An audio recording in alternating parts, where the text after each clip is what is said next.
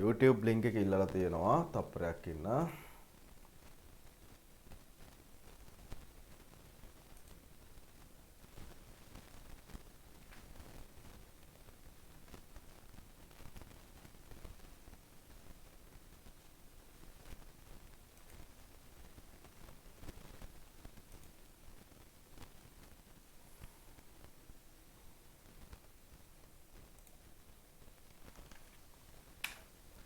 YouTube link එකත් මම group වලට දැම්මා.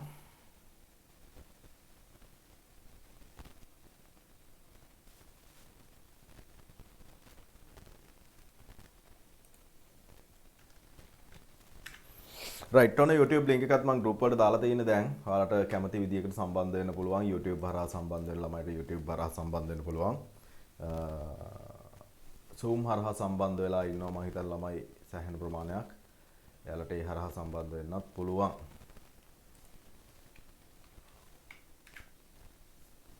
right.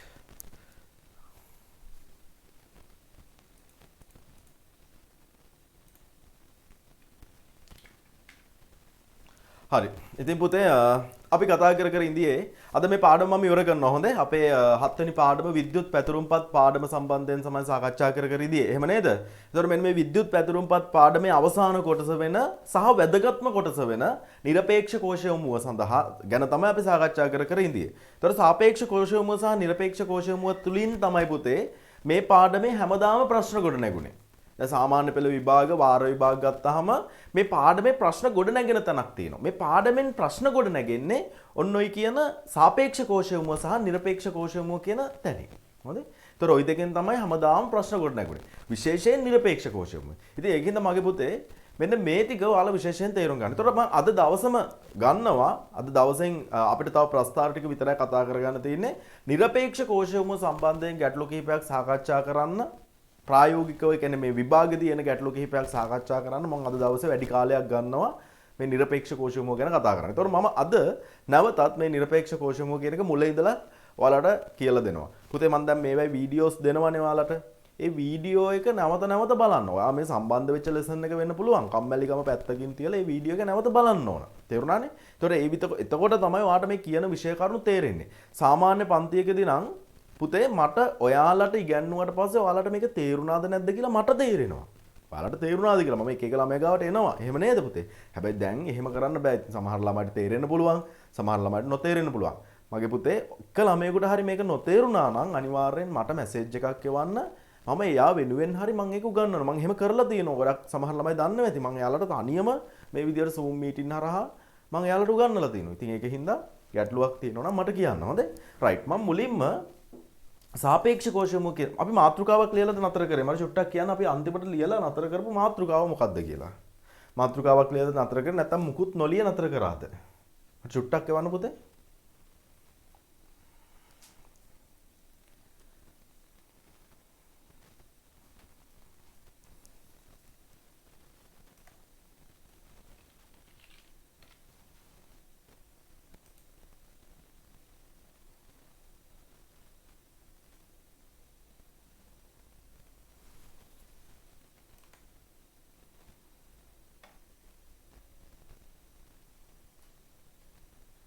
මොකුත් ලිව්වේ නෑනේ රයිට් හරි බලාගන්න පුතේ මම ගන්නවා විද්‍යුත් පැතුරුම්පත් කොටසක් දැන් හොඳ අවධානයෙන් අද හොඳ උද්‍යෝගයෙන් මම අර වෙනද වගේ ආන්දර 4:30 පටන් ගත්තෙත් නෑ මම 5ට විතර පටන් ගත්තේ ඔයාලට වෙනදට වඩා උද්‍යෝගයෙන් අද මේකත් එක්ක සම්බන්ධ වෙන්න ඕන හින්දා හොඳේ රයිට් එතකොට ඊට කලින් කියන්න ඕන පුතේ ඔයාලා දන්නවා ඔයාලගේ මේ 10 වසර විෂය නිර්දේශයේ තියෙන තවත් වැදගත්ම පාඩම් දෙකක් තමයි අපේ තුන්වෙනි පාඩම පරිගණක පද්ධතියේ දත්ත නිරූපණයට භාවිතා කරන ක්‍රම ඒ කියන්නේ සංඛ්‍යා පද්ධති පාඩම සහ තාර්කික ద్వාර පාඩම. එහෙම නේද? තාර්කික ద్వාර හා බූලිය බීජ ප්‍රකාශන කියලා තියෙන්නේ. ওই පාඩම් දෙක තුන්වෙනි පාඩම සහ හතරවෙනි පාඩම.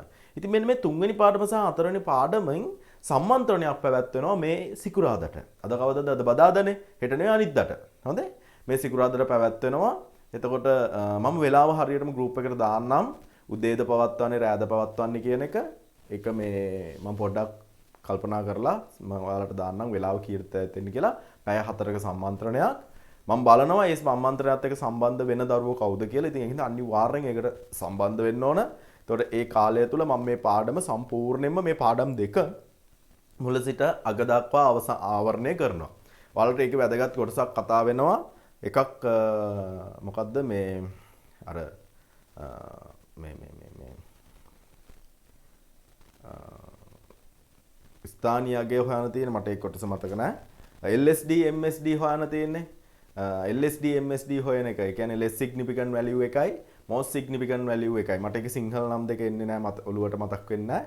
අන්න LSD MSD හොයන එක සහ කේත ක්‍රම සම්බන්ධයෙන් මම ඔයාලට එතෙන්දි මේ සාකච්ඡා කරනවා සිකුරාදා දිනේදී. ඉතින් ඒකෙන් හින්දා අනිවාර්යෙන් ඒකට හැම දරුවෙක්ම සම්බන්ධ වෙන්නත් ඕන. හොඳයි? අනිවාර්යෙන්ම සම්බන්ධ වෙන්න ඕන. රයිට්. හරි. ඒක විශේෂයෙන් කියන්න ඕන උනා. හරි. එහෙනම් අපි විද්‍යුත් පැතුරුම්පත් කොටසක් මම අද ගන්නවා මේ විදියට.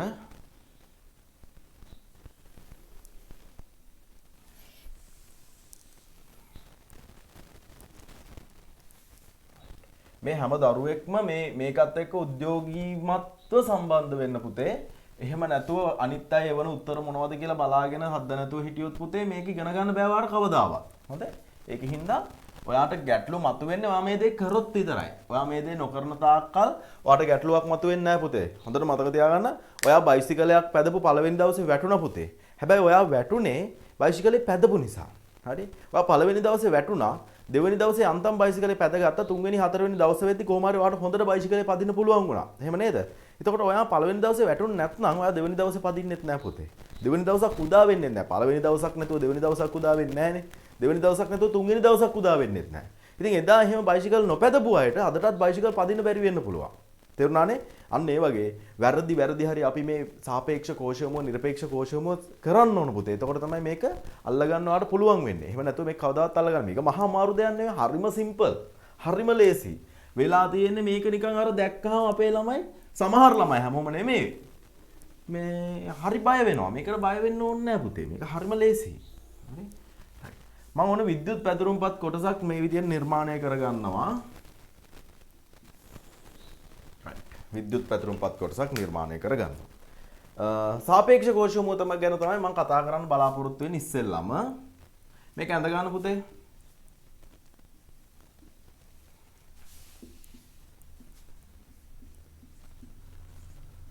මේක ඇඳ ගන්න පුතේ ඉස්සෙල්ලා.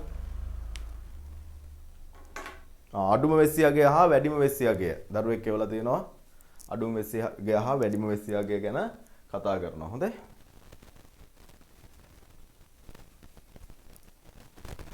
මේක අඳ ගන්න ඉස්සෙල්ලා. 232 පිටුවේ ඇක්ටිවිටි එක කරන්න කිව්වා නේ. මම තව ටිකකින් කැමරා ඔන් කරලා කරපු එක මට පෙන්වන්න කියලා කියන්නම්. ඒතකොට පෙන්වන්න ඕන හැමෝම.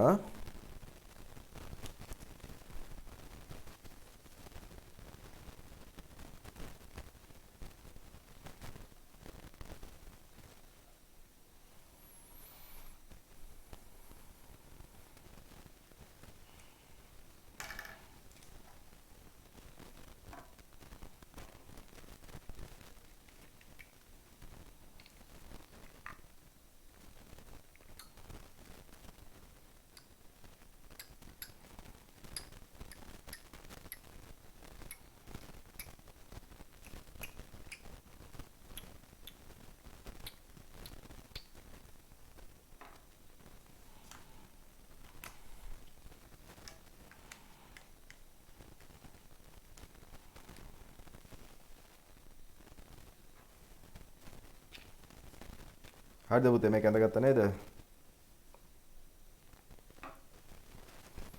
මේක ඇඳගත්තානේ? රයිට්. මුලින්ම සාපේක්ෂ කෝෂය යමුව. හොඳේ? පැන්සලක් ගන්න. හොඳේ? පැන්සලෙන් ලියන්න. මේක දැන් පෑනෙන් ඇඳේ. පැන්සලක් ඇඳලා ඉවරයිද කියන්න මට ඉස්සෙල්ලා? මේක ඇඳලා ඉවරයිද?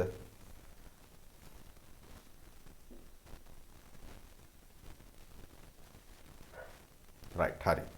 මුලින්ම ඔන්න පැන්සලක් අතර ගත්තා.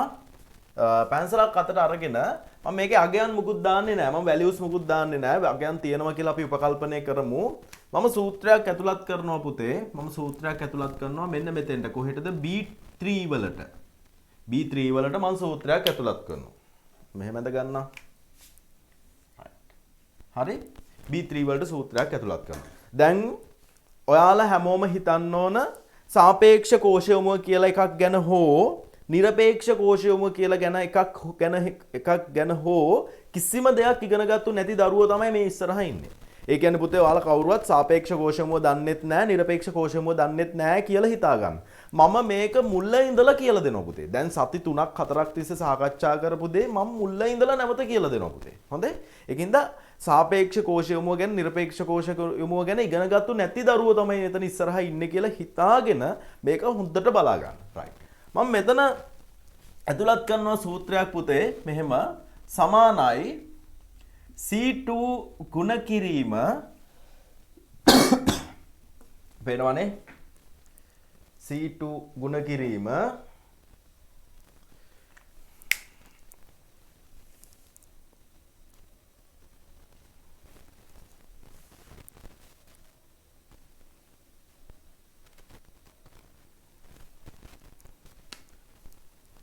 C2 ගුණ කිරීම D1 ධන E4 කියලා.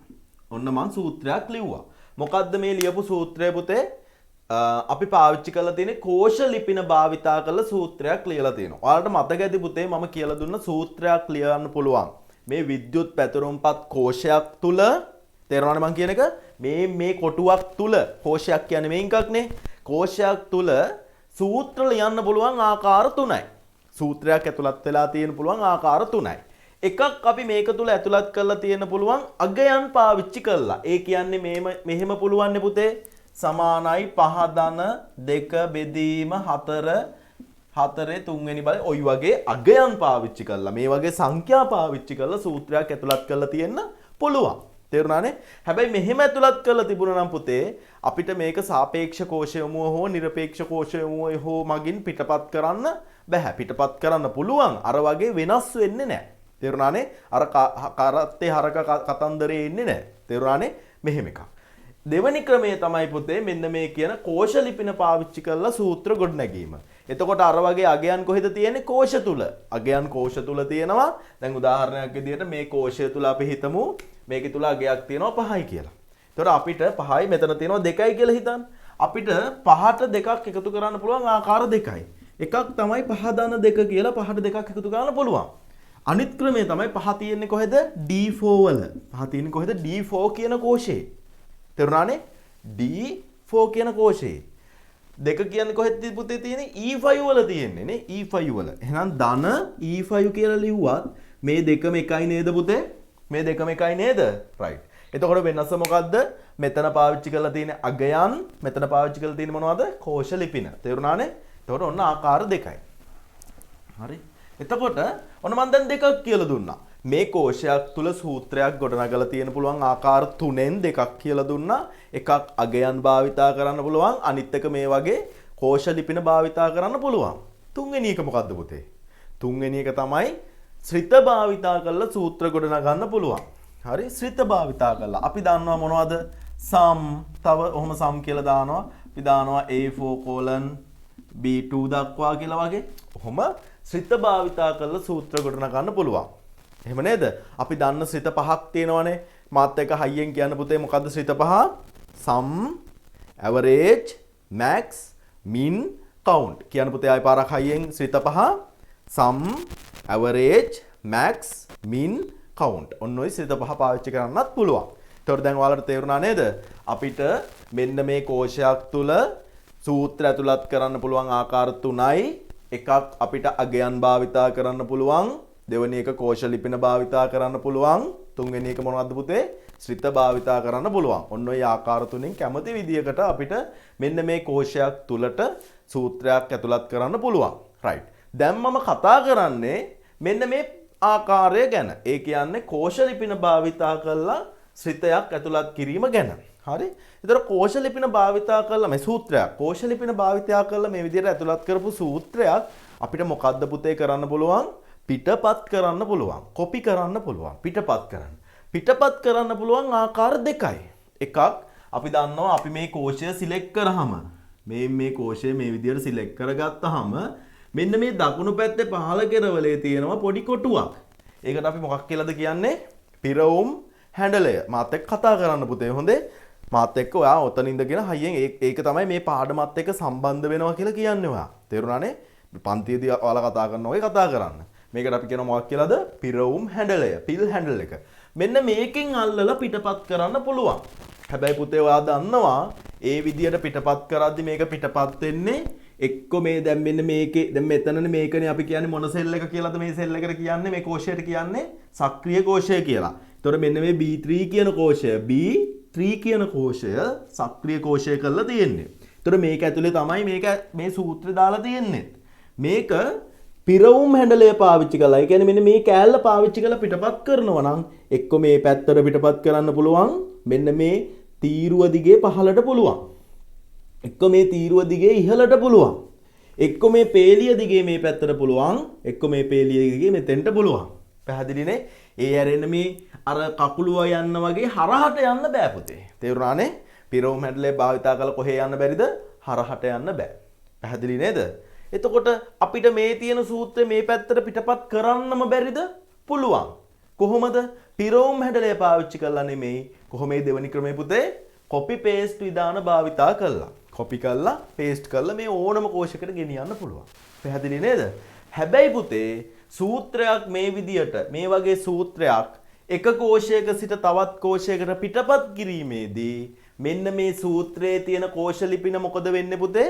වෙනස් වෙනවා. වෙනස් වෙනව නේද? ඒ වෙනස් වීම අහගන්න මේ කෝෂ ලිපිනවල වෙනස් වීම අපි මේක ගෙන යන දිශාවට හා ගෙන යන දුරට කොහොමද පුතේ? සාපේක්ෂව අපි ගෙන යන දිශාව සූත්‍රය ගෙන යන දිශාවට සාපේක්ෂව කෝෂ ලිපින වෙනස් වෙනවා නම් මේක හැදිලා තියෙන කෝෂ ලිපින වෙනස් වෙනවා නම් අපි ඒකට කියන්නේ මොන කෝෂයමුව කියලාද? සාපේක්ෂ කෝෂයමුව කියලා. එතකොට නිරපේක්ෂ කියන්නේ මොකද්ද?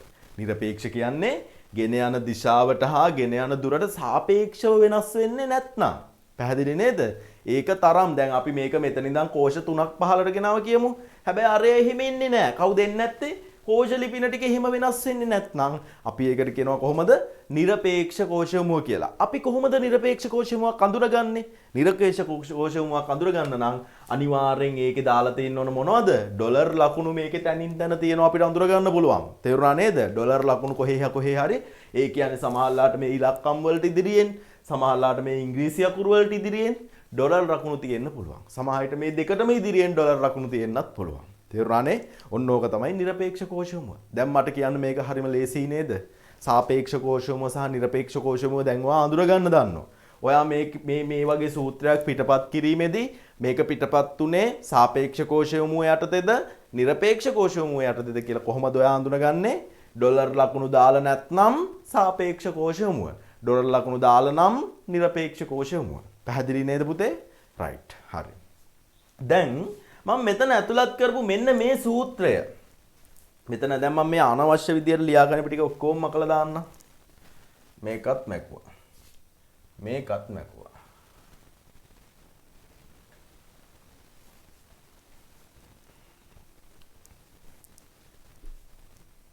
හරි. දැන් හිතන්න මගේ පුතේ මම මේක පිටපත් කරනවා. මේ මෙතෙන්ට. B3 වල ඉඳපු කෙනා මම C4 දක්වා පිටපත් කරනවා. right. එහෙම පිටපත් කරාම C4 වලදී දැන් මේකේ තියෙන සූත්‍රය නෙමේ. මේක ඇතුලේ තියෙන සූත්‍රය මොකද්ද පුතේ? C2 ගුණ කිරීම D1 ධන E4.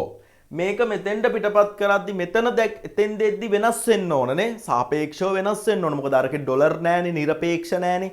සාපේක්ෂව මේක වෙනස් වෙන්න ඕන. මට කියන්න මෙතෙන්ට ආවම මේකේ දැක්වෙන සූත්‍රය මොකද්ද කියලා එවන්න බලන්න පුතේ.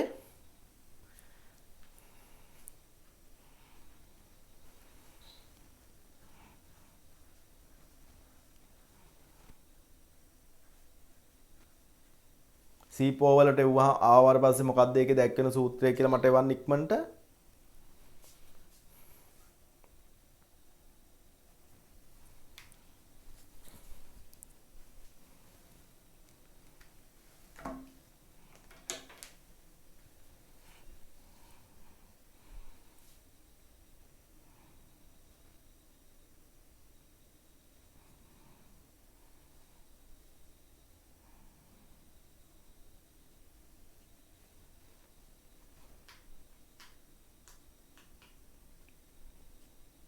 රයිට් ගොඩාක් දරුවෝ උත්තරේ වල තියෙනවා.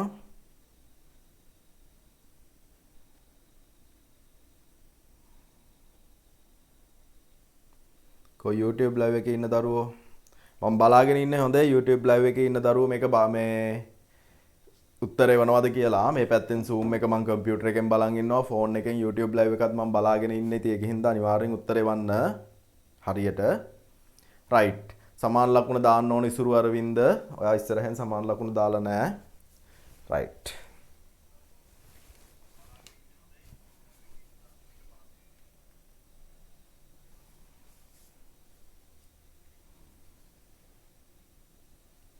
හරි මේ බලන්න පුතේ මේ දැන් බලා ගන්න මෙහි අපි මේක මෙතන ඉඳන් මෙතෙන්ට එන එක මම ලේසිම ක්‍රමයක් කියලා දෙන්නම්. දැන් බලමු ඉස්සෙල්ලා මේකේ තියෙන සූත්‍රය හැදිච්ච හැටි B3 වල තියෙන සූත්‍රය C2 කෝ C2 මේන් C2 ඔන්න C2 ඉන්නවා.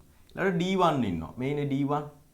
ඊළඟට කවුද ඉන්නේ E4 ඉන්නවා. කෝ E4 මෙන්න E4 right ඔන්න මෙන්න මේකේ තියෙන සූත්‍රය ගොඩනගන්න භාවිතා කරලා තියෙන කෝෂ ලිපින ටික ඔයි තියෙන්නේ right එතකොට මේක මෙතන ඉඳලා මෙතෙන්ට පිටපත් වෙනවා කියන එක මම වඩා පහසු වෙන්න මෙහෙම එකක් පහලට ඇවිල්ලා එකක් පැත්තට ගිහිල්ලා කියලා සලකනවා. හරි මම එහෙම දාගත්තේ වඩාත් පහසු වෙන්න. මෙයා එහෙම යනවා නම් ඊට සාපේක්ෂව මේ තුන් දෙනාත් මොකද වෙන්න ඕනේ? එහෙම යන්න ඕනේ. එහෙනම් මෙයා එකක් පහලට ඇවිල්ලා එකක් මෙහෙට එන්න ඕනේ.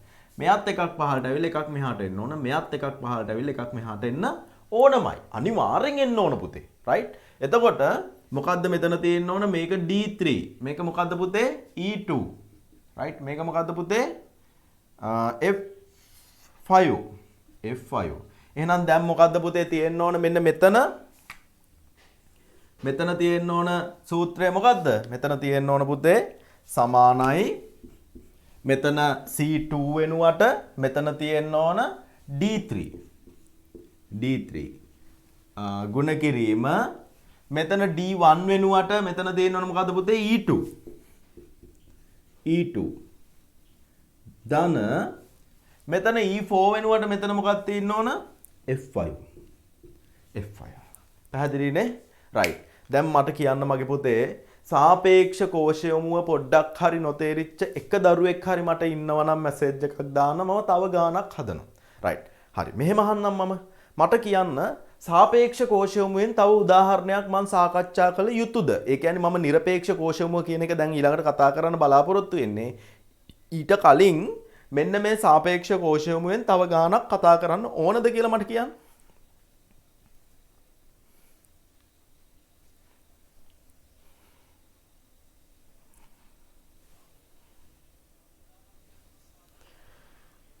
තව එකක් කතා කරමු කියලා එවලා තියෙනවා. රයිට්. හරි අපි තව එකක් කතා කරමු.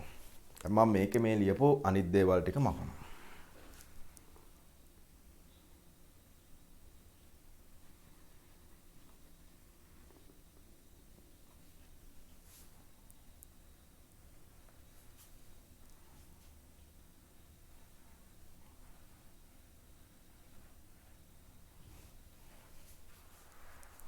රයිට්. උපකල්පනය කරන්න පුතේ මම මේක ඇතුළත් කරනවා සූත්‍රයක් සමානයි C6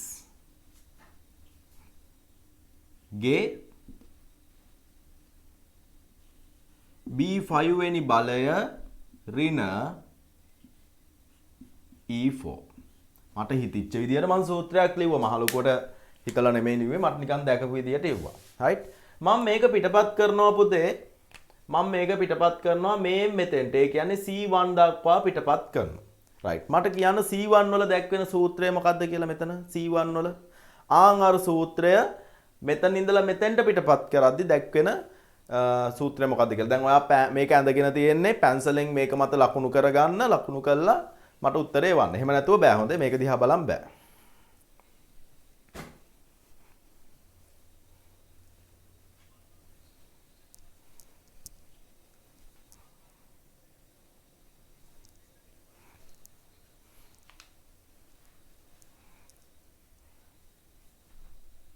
බලමු කවුද ඉස්සෙල්ලා මේ වන්නේ කියලා පිළිතුර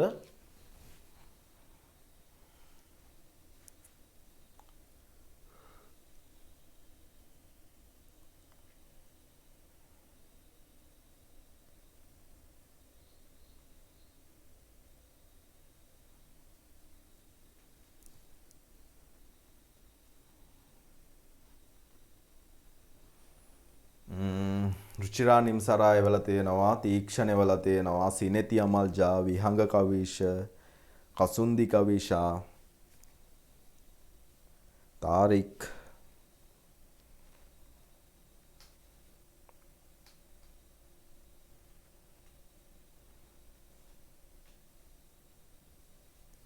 මේ පැත්තෙන් අබිකා, දිනුෂ,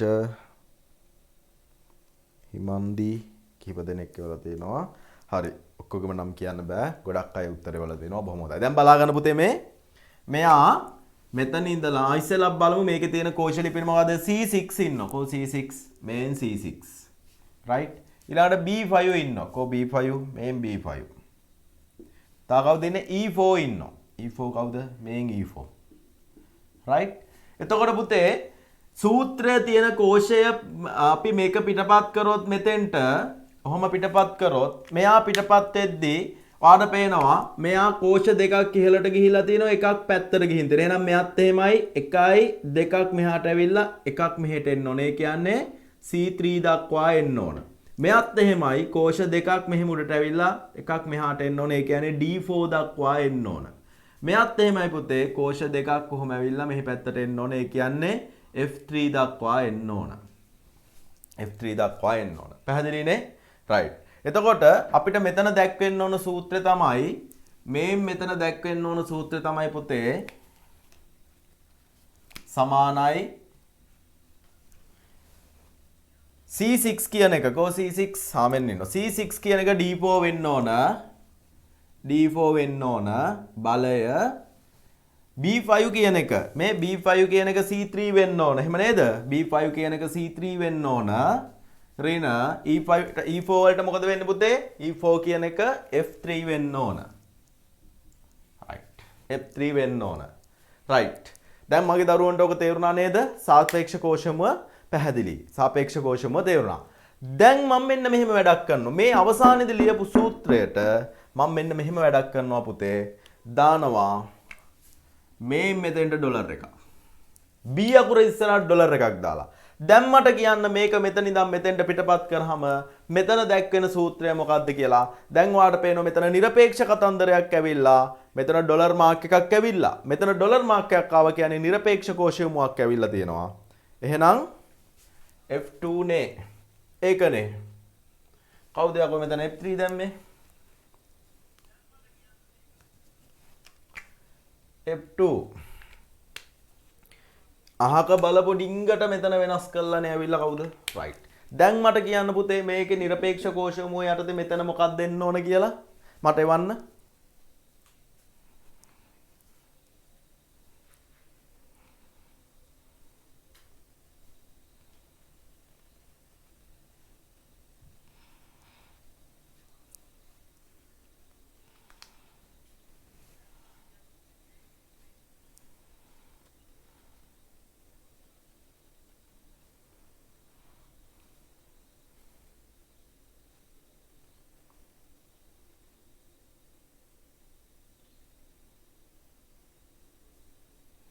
right. අපි ගොඩාක් දරුවෝ උත්තර එවලා තියෙනවා.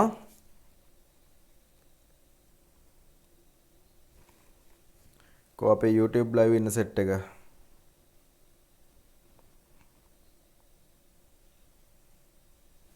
හරි බලමු පුතේ. බොහොම සතුටුයි.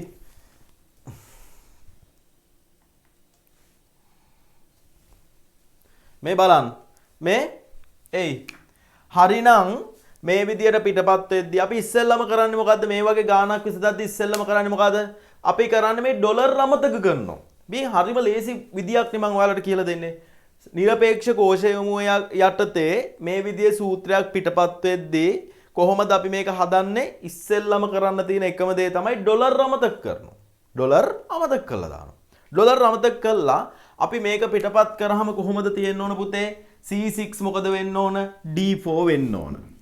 right. B5 මොකද වෙන්න ඕන? B5 C3 වෙන්න ඕන. E4 මොකද වෙන්න ඕන? E5 F2 වෙන්න ඕන. එහෙම නේද පුතේ? ඔහොම ලියාගත්තා. ඒ කියන්නේ ඩොලර් ලකුණක් තියෙන නිරපේක්ෂ කෝෂයමු කතන්දරයක් ඔයාට ආවොත් ඔයා කරන්නේ මොකද්ද? ඩොලර් අමතක කරලා මේ විදියට ලියනවා. එහෙම ලියලා ඉවර වෙලා ඒ කියන්නේ සාපේක්ෂ කෝෂමුව යටතේ පිටපත් වෙන විදිය ලියනවා. දැන් මේ තියෙන සාපේක්ෂ කෝෂමුව යටතේ පිටපත් වෙන විදියනේ. ඒ කියන්නේ මෙතන ලියපු එකමනේ මේ ලිව්වේ මම. පැහැදිලිනේ? දැන් බලනවා ඩොලර් කොහෙද ඉන්නේ? ඩොලර් ඉන්නේ කොහෙද පුතේ? ඩොලර් ඉන්නේ B අකුරට ඉස්සරහින්. එහෙම නේද? ඩොලර් ඉන්නේ B අකුරට ඉස්සරහින් නම් B කියන්නේ රෝදයක් නම් ඒ රෝදේ කැරකෙන්න බෑ C දක්වා. කැරගෙන බෑ නේද? එහෙනම් B Bම තමයි. එහෙනම් BC වෙන්න බෑ පුතේ. එයාව මකලා දාලා ඒක B කියලාම ලියනවා. එච්චරයි. මේ එයා B කියලාම ලියනවා. එතකොට ඩොලර් ලකුණත් එක්කම තමයි ලියන්න ඕන. තේරුණානේ? Dollar B. right. තේරුණා නේද පුතේ? සාපේක්ෂ කෝෂමුව යටතේ පිටපත් වෙන විදිය ලිව්වා. එතකොට බලන්න පහේ ඉලක්කම තුනේ ඉලක්කම වෙලා. ඇයි මෙතන ඉස්සරහින් ඩොලර් ලකුණක් නැහැනේ. ඒකින්ද එයා පහේ ඉලක්කම තුනේ ලකුණ වෙන්න පුළුවන්. තුනේ ඉලක්කම වෙන්න පුළුවන්. හැබැයි B ට ඉස්සරහින් ඩොලර් එකක් තියෙනවා. ඉතින් B වෙනස් වෙන්න බෑ. B Bම තමයි. එතකොට නිකන් හිතලා බලන්න මේ බලන්න පුතේ මේ මේක උනේ B5 C3 වෙච්ච එකනේ. තේරුම් ගන්න. B5 දැන් C3 වෙලා නැහැ. B5 මොකද වෙලා තියෙන්නේ පුතේ? B3 වෙලා. නේ? මෙහෙ ගිහිල්ලා නැහැ. B5 කොහෙටද ගිහින් තියෙන්නේ? මෙයා ගිහින් තියෙන්නේ මෙතෙන්ට විතරයි. තේරුණානේ? B5 එක B3 වෙලා. මෙහෙ යන්න බෑ. ඇයි? වෙනස් වෙන්න බෑ මොකද්ද? තීරු ශීර්ෂකය වෙනස් වෙන්න බෑ. තීරු ශීර්ෂකය ලොක් කරලා. තීරු ශීර්ෂකය බීම තමයි. හැබැයි පේලි ශීර්ෂකය ලොක් කළාද? නෑ. එයාව ලොක් කළා නෑ. මේක ලොක් කළාත් නෑ. මේක ලොක් කළාත් නෑ. මේක ලොක් කළාත් නෑ. ඒකින්ද එයා පහේ ඉඳලා 3 දක්වා වෙනස් වෙලා. පහේ ඉඳලා 3 දක්වා වෙනස් වෙලා. තේරුණා නේද පුතේ? රයිට්. මම දැන් ආයෙත් මේක වෙනස් කරනවා. මම මෙතන දානවා තව ඩොලර් එකක්. කොහෙටද දන්නවද? මේ මෙතෙන්ට. සමානයි C මන් දානවා C ඩොලර් 6 කියලා. මම මේ වෙන පාට පෑනකින් ලියන්න ඔයාලට අඳුර ගන්න පහසු වෙන්න. මෙතනත් වෙනස් කරනවා.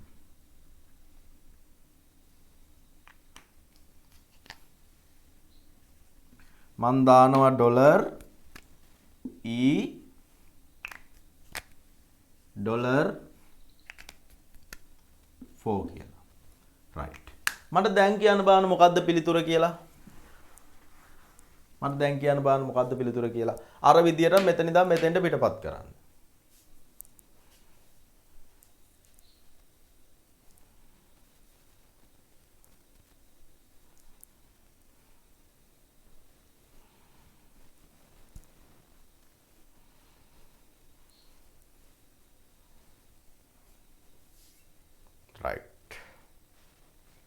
තීක්ෂණ පුතා එවලා තියෙනවා, සිනෙති එවලා තියෙනවා, රුචිරා එවලා තියෙනවා උත්තරේ. බොහොම හොඳයි.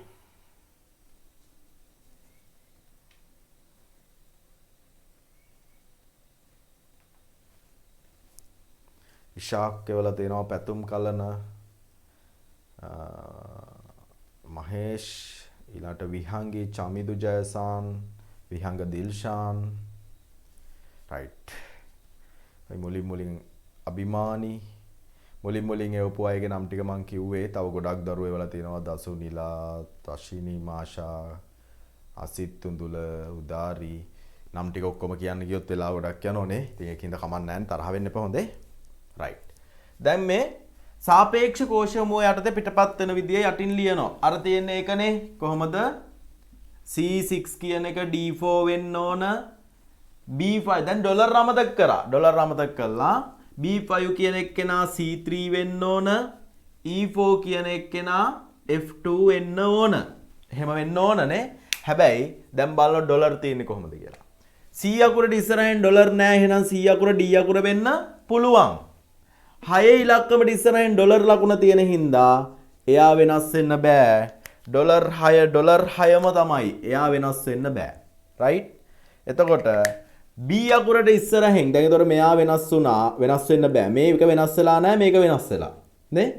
B අකුරට ඉස්සරහින් ඩොලර් ලකුණ තියෙන හින්දා B අකුර C අකුර වෙන්න බෑ. එයා Bම තමයි. right. මම ඕනනම් මෙහෙම ලියන්න.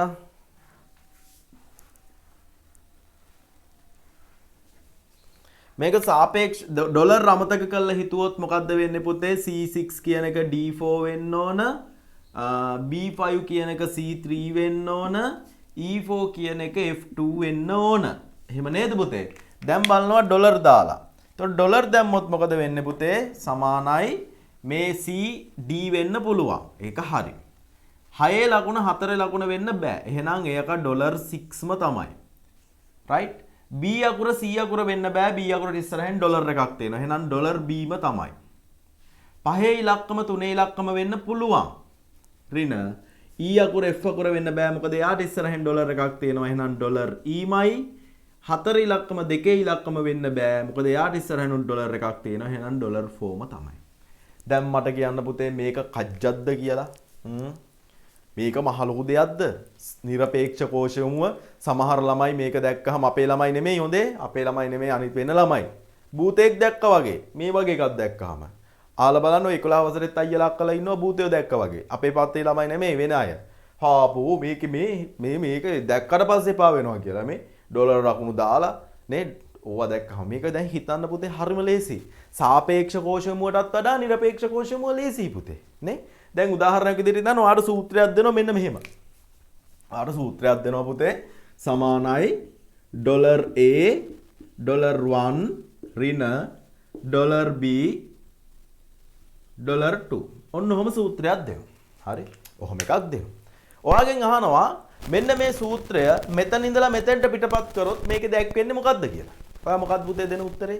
මේ ඔක්කොටම අඩ තියලා A අකුරටත් අඩ තියලා එකේ ඉලක්කමටත් අඩයක් තියලා B අකුරටත් අඩයක් තියලා දෙකේ ඊළඟට මේක කොහේට පිටපත් කරත් වෙනස් වෙන්න පුළුවන්ද පොඩ්ඩක්වත්? කොහේ පිටපත් කරත් කිසිම විදියකින් වෙනස් වෙන්න බෑ. මේක විද්‍යුත් පැතුරුම්පතේ A කෙළවරේ ඉඳන් පහළ කෙළවරටම පිටපත් කරත් මේක වෙනස් වෙන්නේ නෑ පුතේ. ඩොලර් A ඩොලර් 1 ඍණ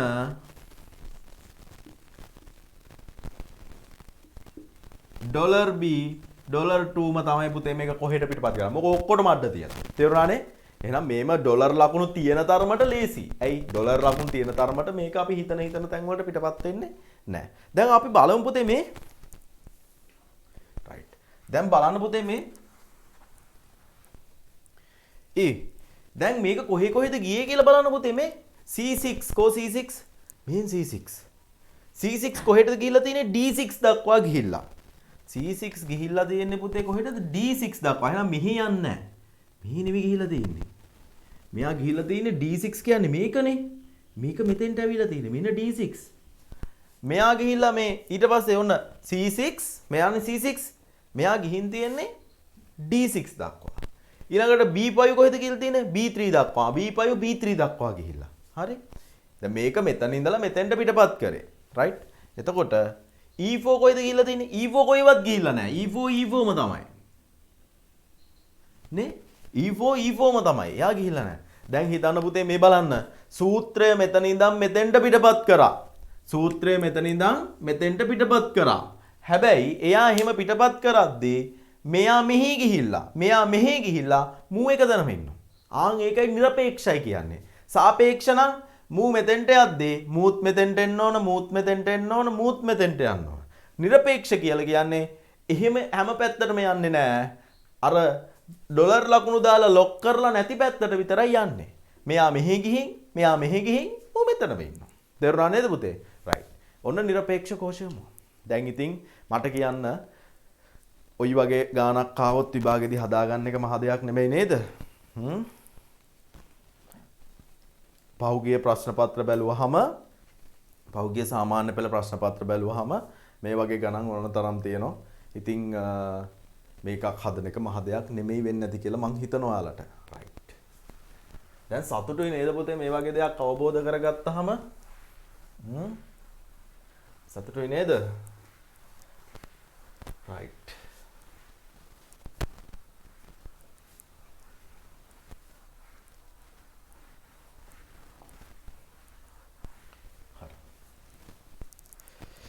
පොඩි කතාවක් කියන්නද? අලාසයින කතාවක් අහන්න. ඉතින් මෙන්න මේක මම මේ 11 වසරේ අයියලා අක්කලටත් මේ ගිය අපේ සඳුදා පන්තියේ තියෙන සඳුදා මං කියපු දෙයක්ම තමයි ඔයාලට කියන්නේ. ඒ වගේම කියන්න ඕන පුතේ අලුත් 10 වසර සහ අලුත් 9 වසර මේ ජනවාරි මාසේ මුල සතිය පටන් ගන්නවා. යාළුවෝ දැනුවත් කරන්න, නංගිලා මල්ලිලා දැනුවත් කරන්න. ඉතින් මේ පන්ති තවදුරටත් සාර්ථක කරගන්න ඔයාලගේ උදව් ඕන. මොකද ඔයාලා තමයි මං ගැන දන්නේ. මං උගන්වන දේ තේරෙනවද නැද්ද කියලා දන්නේ ඔයාලා. ඉතින් ඒ පණිවිඩය අරගෙන ගිහිල්ලා ගමේ ඒ වගේම ඔයාගේ හිතවත් අය වෙනුවෙන් යාළුවෝ වෙනුවෙන් රංගිල මල්ල වෙනුවෙන් පොඩි පණිවිඩයක් දෙන්න. මෙන්න මෙහෙම ICT පන්ති පටන් ගන්නවා. ඒ වගේම සමහර ළමයි ICT කරන්න බයයි.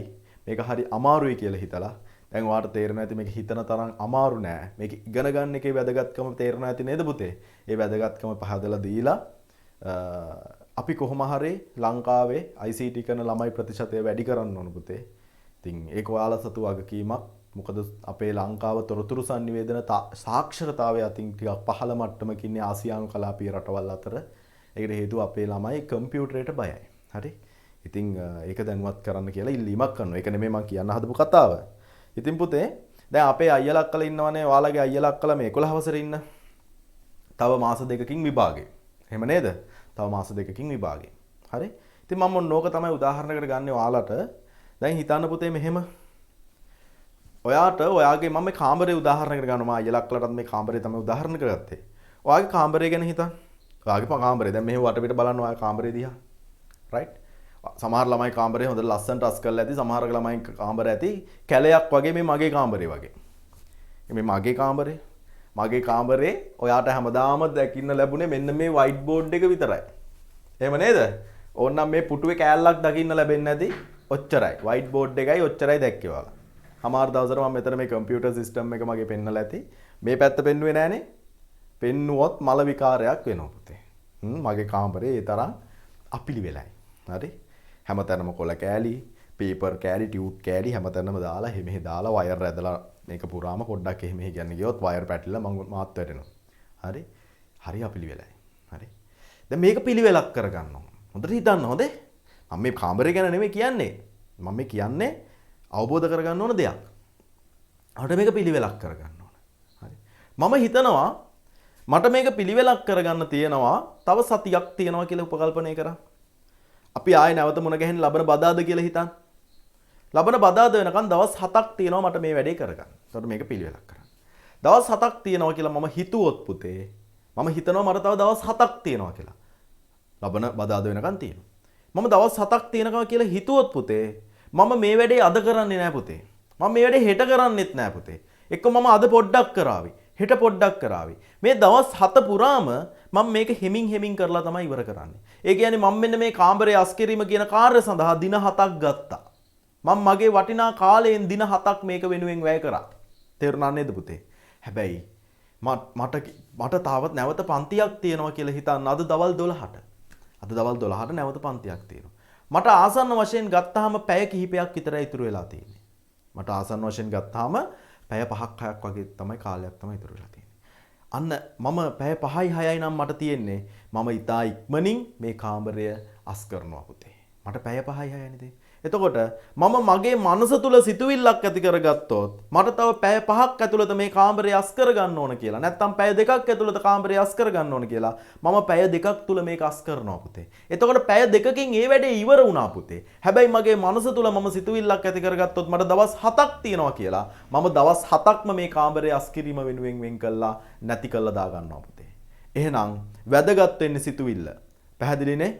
ඔයාගේ තුල සිතුවිල්ලක් ඇති කරගන්න පුතේ තව මාස 12ක් තියෙනවා සාමාන්‍ය පෙළ විභාගෙට.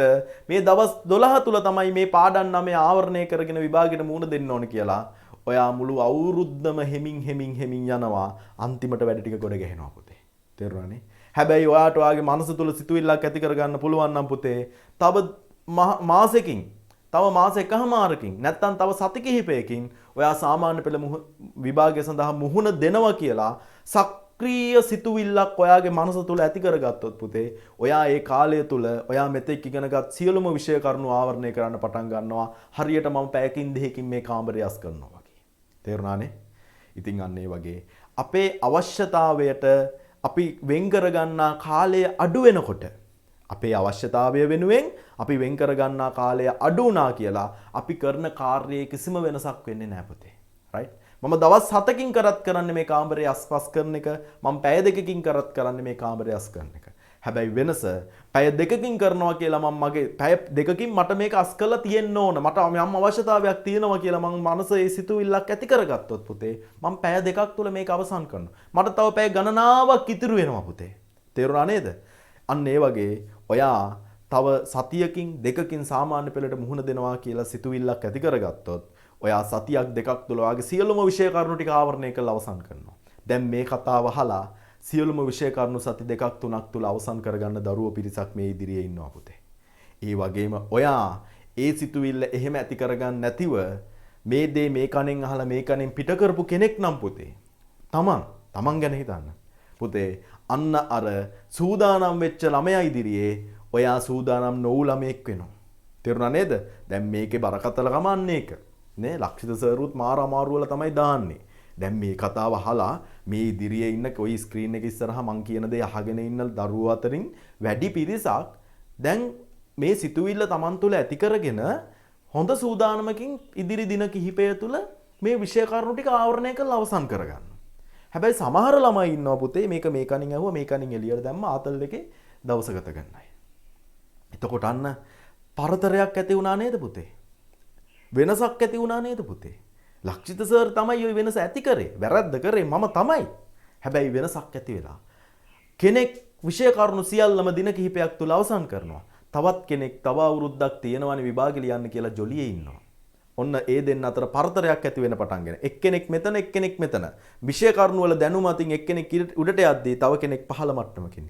මෙයාට මේ ગેප් එක කවදාවත් පුරවන්න බෑ පුතේ. මොකද මෙයා එතනින් පස්සෙත් නැවත සිතුවිල්ලක් ඇති කරගෙන එයා තවත් ඉදිරියට යනවා පුතේ. එහෙනම් අපේ ජීවිතේ හැම දෙයකම වැදගත් වෙන්නේ සිතුවිලි. අපේ ජීවිතේ හැමදේම තීරණය වෙන්නේ අපේ මනස මතයි පුතේ. මේ මනස මේ සිතුවිලි හරි දේවල් වලින් පුරව ගන්න දරුවෙක් අනාගතේ වෛද්‍යවරයෙක් වෙන එක ඉංජිනේරුවෙක් වෙන එක මේ ලෝකෙ දිනපු මිනිස්සෙක් වෙන එක මේ ජීවිතේ දිනපු මිනිස්සෙක් වෙන එක වළක්වන්න කාටවත් බෑ මගේ පුතේ. එහෙනම් ඔන්න මම ඔයාලට අභියෝගයක් දුන්නා.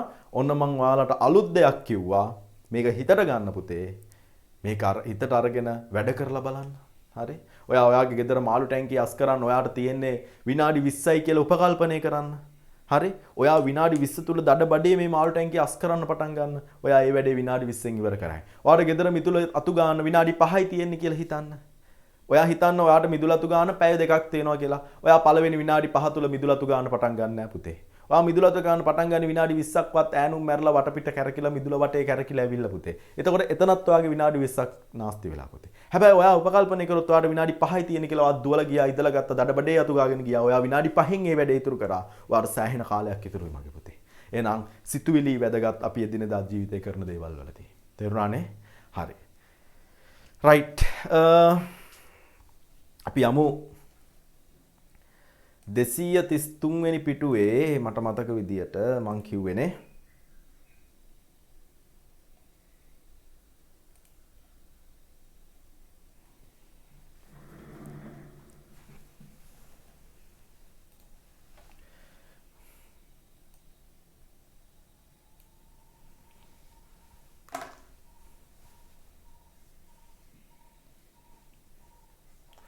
පුතේ ඔයාලට මේ ප්‍රෝග්‍රෑම් මේ 11 වසරේ පළවෙනි පාඩම පටන් ගන්නවා ජනවාරි මාසේ මුල සතියේ මට ඒක කියන්න බැරි වුණා ලබන සතියේනේ මේ සිකුරාදා නෙමෙයි සිකුරාදා කවදයි සිකුරාදා පළවෙනිදා සිකුරාදා නෙමෙයි පුතේ ලබන 6 වෙනිදා බදාදානේ හොඳේ ලබන 6 වෙනිදා දැන් මේ පාඩම ඉවරයිනේ 11 වසරේ පාඩම 11 වසරේ සිලබස් එක උගන්වන්න මම පටන් ගන්නවා දත්ත සමුදාය පාඩම මම පොඩ්ඩක් මෙන්න මේ පාඩම දත්ත සමුදාය පාඩම මම පොඩ්ඩකට සති කිහිපයකට පස්සට තියනවා මම උත්සාහ කරන්නේ දත්ත සමුදාය පාඩම සාමාන්‍ය පන්ති පටන් ගන්නතර පස්සේ ආවරණය කරන්න තමයි මගේ උත්සාහය හැබැයි ගොඩක් පස්සට දාන්න නැහැ සති කිහිපයක් පස්සට දාලා බලනවා සාමාන්‍ය පන්ති ජනවාරි මාසේ ආරම්භ නොවුනොත් මම ඔන්ලයින් මේ පාඩම කතා කරනවා හොඳේ ජනවාරි මාසේ මෙන්න මේ අපිට සාමාන්‍ය පන්ති ආරම්භ නොවුනොත් ඔන්ලයින් දත්ත සමුදාය කියන පාඩම කතා කරන්න පටන් ගන්න මේක නම් ටිකක් විතර අමාරු ටිකක් අමාරු පාඩමක් අපේ ළමයිට නම් ඉතින් අමාරු නැහැ ටිකක් විතර අමාරු පාඩමක් හින්දා මම පොඩ්ඩක් පස්සට ගන්න බැලුවේ 11 වසරේ දෙවෙනි පාඩමෙන් තමයි මම සිලබස් එක පටන් ගන්නෙ පද්ධති සංවර්ධනය කියන පාඩමින්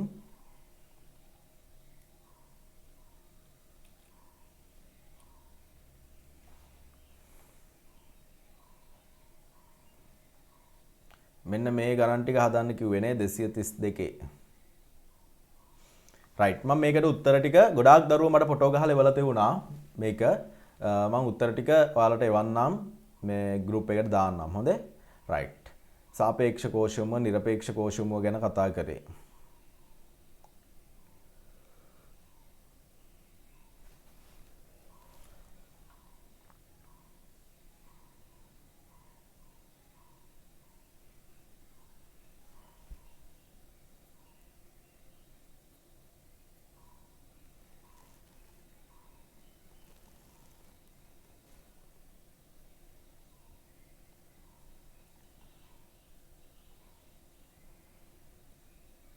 රයිට් අපි පැතුරුම්පත් භාවිතයෙන් ප්‍රස්ථාර නිර්මාණය කිරීම මාතෘකාවට එන්න කලින් මම මේ කල්පනා කරේ අපි ගානක් හදලිමු පුතේ. රයිට්. අපි තව එක උදාහරණයක් අපි එක ගානක් හදලිමු. රයිට්. ලියා ගන්න. විදුලි බල මණ්ඩලය උදාහරණයක් ලියා ගන්න පුතේ. විදුලි බල මණ්ඩලය විදුලි බිල්පත්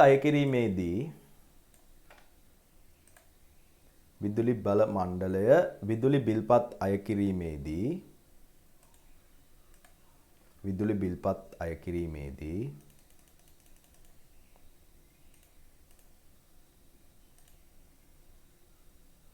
විදුලි බල මණ්ඩලය විදුලි බිල්පත් අය කිරීමේදී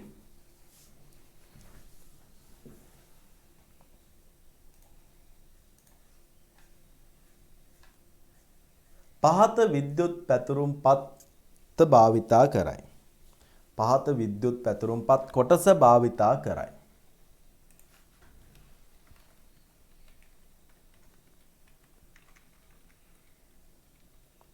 පහත විද්‍යුත් පැතුරුම්පත් කොටස භාවිතා කරනු ලබයි.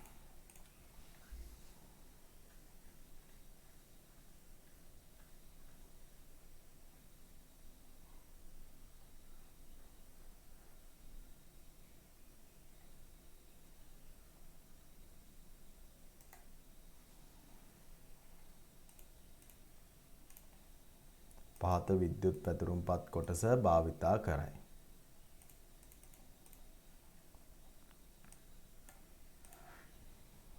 රයිට්. බලා ගන්න පුතේ.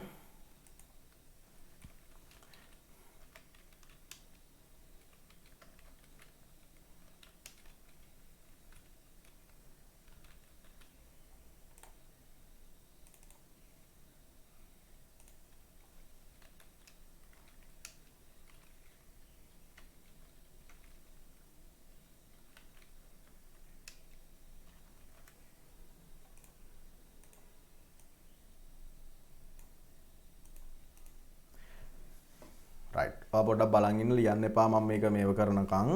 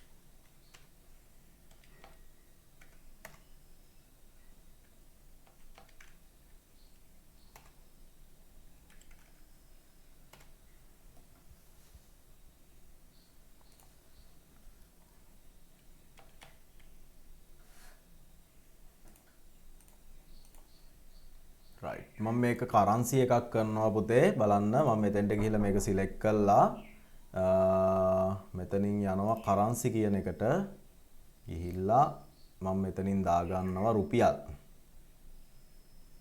රුපියල් මේන් රුපියල් තියෙනවා.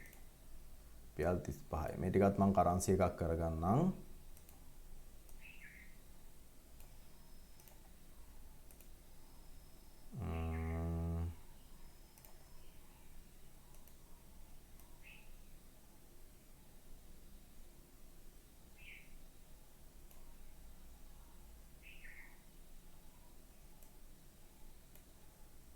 රුපියල්. රයිට් හරිනේ. මම මේ ටික සිලෙක්ට් කරනවා මෙහෙම.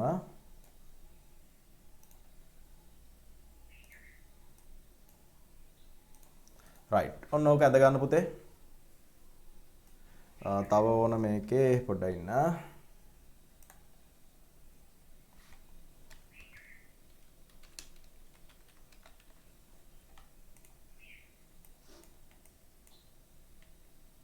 රයිට් ඔන්න රූප සටහන ඇඳ ගන්න පුතේ ඉක්මනට. පේනවනේ. තාරිය ලොක් කරන්නද? හරි. ඕක ඇඳ ගන්න.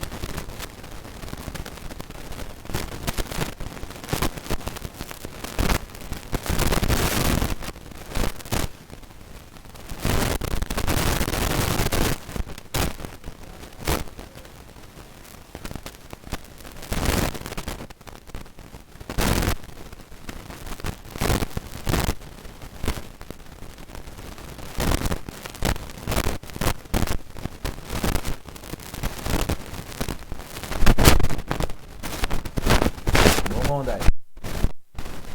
දැන් කවුද ඉරුවර වින්දයි ගිම්මාන රන්හිරුවේ අභිමානී. අනිත් අය මෙලෝ 100ක් නැතුව රුපියල් කියලා ලිව්වනේ.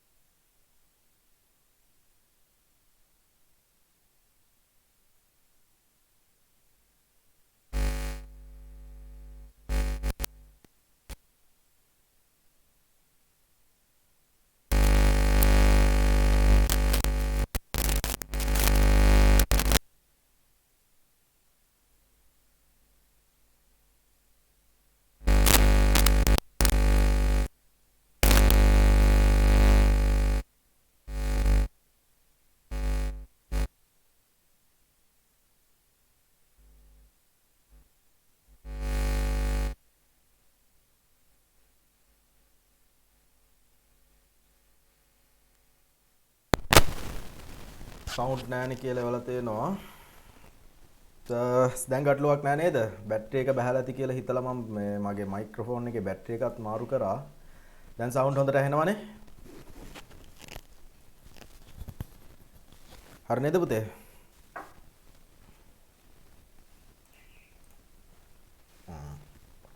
ටිකක් හරි. ටිකක් නෙවෙයි හොඳටම හරියන්න ඕන. රයිට් මේක ඇදලා ඉවරයිනේ නේ?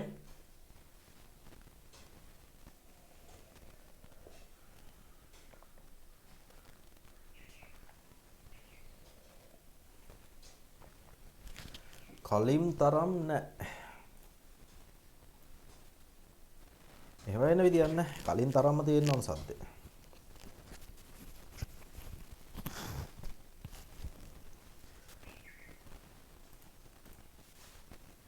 රයිට් බලන්න පුතේ මේ රෝමි ලක්කමෙන් අංක 1 ලියා ගන්න. රෝමි ලක්කමෙන් අංක 1 රෝමි ලක්කමෙන් අංක 1 බිල්පත් මුදල ගණනය කිරීම සඳහා බිල්පත් මුදල ගණනය කිරීම සඳහා බිල්පත් මුදල ගණනය කිරීම සඳහා C2 බිල්පත් මුදල ගණනය කිරීම සඳහා C2 හොඳේ C2 කියන්නේ මෙන්න මෙතෙන්ට කොකෝ මෙතන මෙතෙන්ට හොඳේ C2 කෝෂය සඳහා ලිවිය යුතු සූත්‍රය කුමක්ද? බිල්පත් මුදල ගණනය කිරීම සඳහා C2 කෝෂය වෙත ලිවිය යුතු සූත්‍රය කුමක්ද? ඒ කියන්නේ මෙන්න මෙතෙන්ට පුතේ හොඳේ මෙතෙන්ට අපි ලියන්න ඕන සූත්‍රය මොකක්ද කියලා අහන්නේ. වරහන් ඇතුලේ ලියන්න. එය වරහන් ඇතුලේ එය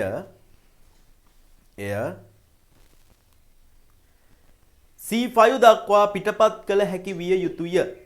එය C5 දක්වා පිටපත් කළ හැකි විය යුතුය. එතකොට මෙන්න මෙතන පුතේ C2 වල ලියපු සූත්‍රය අපිට මෙන්න මේ C5 දක්වා පිටපත් කරන්න පුළුවන් වෙන්න ඕන. එය C5 දක්වා පිටපත් කළ හැකි විය යුතුය. එය C5 දක්වා පිටපත් කළ හැකි විය යුතුය. එය C5 දක්වා පිටපත් කළ හැකි විය යුතුය.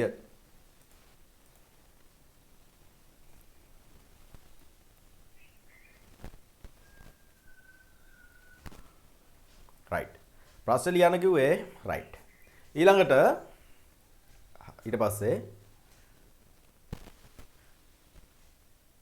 මුල් මුදල නෙමෙයිනේ මේ කවුද මේක වෙනස් කරේ?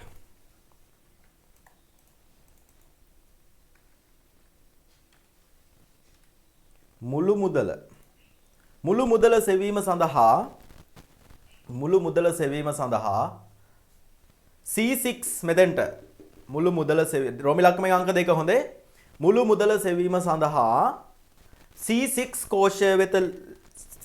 කෝෂය තුල ලිවිය යුතු සූත්‍රය කුමක්ද? නැත්නම් මුළු මුදල සෙවීම සඳහා C6 මේක හොඳේ මේ C මේ පැත්තෙන් C අර පැත්තෙන් 6 C6 කෝෂය තුල ලිවිය යුතු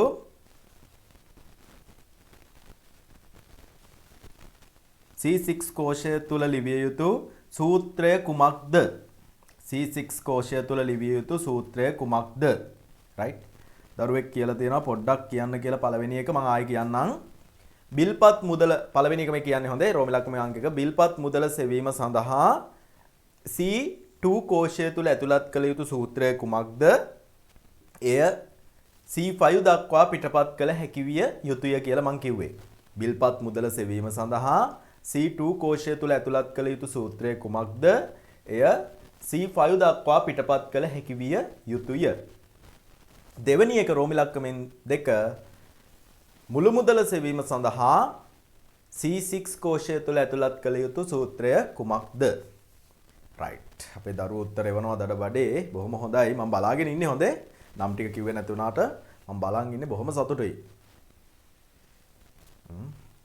මේවා ඉතින් අපේ දරුවන්ට ගේමක් නෑනේ. right මේ මෙතෙන්ට මොකද්ද පුතේ දාන්නේ? කොතෙන්ටයි මෙතෙන්ට මෙතෙන්ට දානවා සමානයි. දැන් ඔයාලට පේනවා පුතේ ඒකක ගන්න කොහෙද තියෙන්නේ B2 වල. ඒකක ගන්න තියෙන්නේ පුතේ B2 වල. ඒක ಗುಣ කරන්න ඕන මොකකින්ද පුතේ B2 ಗುಣ කරන්න ඕන ඒකකයක් සඳහා. දැන් ඒකක ගණන ಗುಣ කරන්න ඕන ඒකකයට අය කරන මුදලින්. ඒකකයට රුපියල් 35යි. 35 ෙන්ද ಗುಣ කරන්නේ. නෑ 35 තියෙන්නේ කොහෙද? D2 වල. D2 වල. ඔන්න සූත්‍රය. හැබැයි දැන් අපි මේක පිටපත් කරන්න ඕන. මේක පිටපත් කරද්දි පුතේ මෙන්න මේ B2 ගුණ කිරීම D2 කියන එක පිටපත් කරද්දි අපි පෙරෝම් හැන්ඩලය පාවිච්චි කරලා දැන් මේ පිටපත් කරන්න වඩාත් සුදුසු මොකද්ද මෙතෙන්දී? පෙරෝම් හැන්ඩලය පාවිච්චි කරන එක. ඒතර පෙරෝම් හැන්ඩලය භාවිතා කරද්දි පුතේ අපිට මම දැන් පොඩ්ඩක් ඔයාලට මේක පැහැදිලි වෙන්න දාගන්නම්.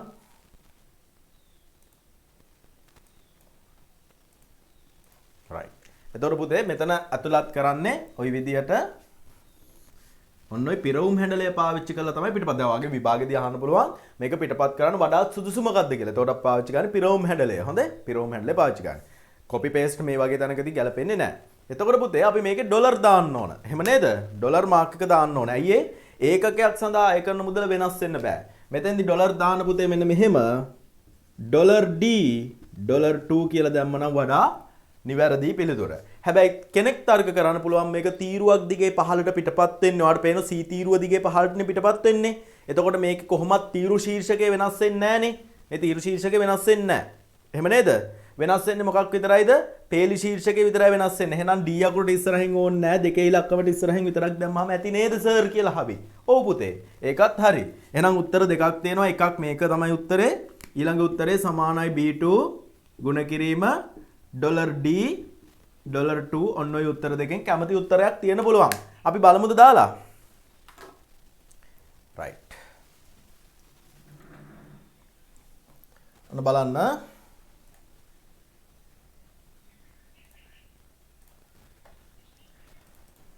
මෙතන සමානයි ඒකක ගණන ගුණ කරන්න ඕන ඒකකයක් සඳහා අය කරන මුදලෙන්. මම මෙහෙම දාලා රුපියල් එතකොට රුපියල් 1960ක් ආවා. මම මේක මෙහෙම පිටපත් කරන් ගියොත් ඔයාලට පේනවා ඉතුරු ටික හරියට ආවේ නැහැ. ඇයි එහෙම ආවේ නැත්තේ? මේ බලන්න. මෙතන දෙද්දි මෙයා මෙහෙම එකක් පහලට එද්දි මෙයාත් පල්ලෙහාට ඇවිල්ලා. මෙතෙන්ට එද්දි මෙයා පහලට එද්දි මෙයාත් පල්ලෙහාට ඇවිල්ලා. එහෙනම් මෙයා පල්ලෙහාට එන එක නතර කරන්න ඕන. මෙයා පල්ලෙහාට එන එක නතර කරන්න නම් පුතේ මොකද්ද කරන්නේ? මෙතන මේ විදියට ඒ කෝෂය වෙනස් වීම වළක්වන්න ඩොලර් දාන්න පුළුවන්. දාලා පිරවුම් හැඩලෙන් අල්ලලා මෙහෙම පිටපත් කරද්දී ඔයාලට පේනවා ගණන් ටික හරියට ආවා. එහෙම නේද? මුදල් ටික හරියට ආවා.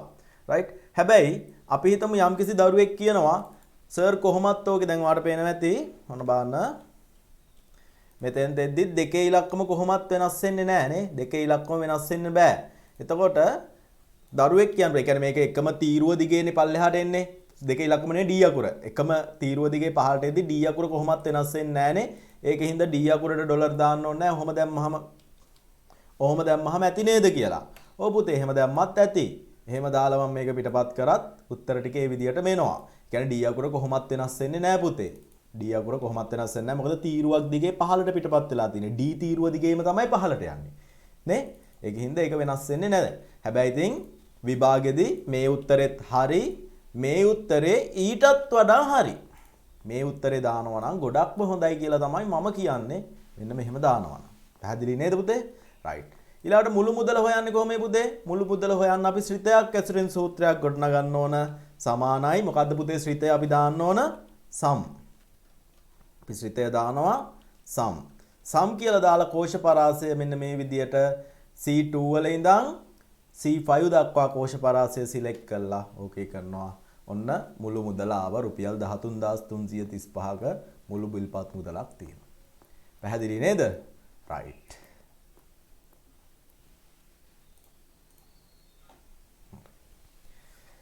බොහොම හොඳයි. right. මම තව උදාහරණයක් කතා කරනවා. මම මේක චුට්ටක් පල්ලෙහාට ආවා. ඔන්නකොම මම මෙන්න මෙතන සූත්‍රයක් ඇතුළත් කරනවා පුතේ. සමානයි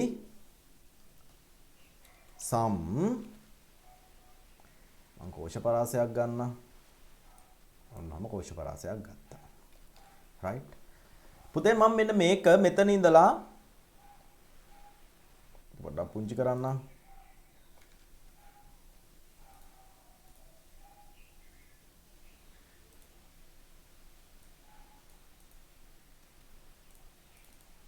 right. පුතේ හොඳට අහගන්න. මම මෙන්න මේ B10 වල දාලා තියෙන සූත්‍රය පිටපත් කරනවා C12 දක්වා. B10 වල දාලා තියෙන සූත්‍රය C12 දක්වා පිටපත් කරොත් C12 වල දැක්වෙන සූත්‍රය මොකක්ද කියලා මට ඉක්මනට එවන්න පුතේ. B10 වල දාලා තියෙන සූත්‍රය C12 දක්වා. මෙන්න මේ මම මවුස් එක තියලා තියෙන තැනට පිටපත් කරොත් C12 කියන්නේ මේක. C12 වල දැක්වෙන සූත්‍රය මොකක්ද කියලා මට එවන්න බලන්න. මේ තියෙන සිතයක් ඇසුරෙන් ගොඩනගපු සූත්‍රයක්.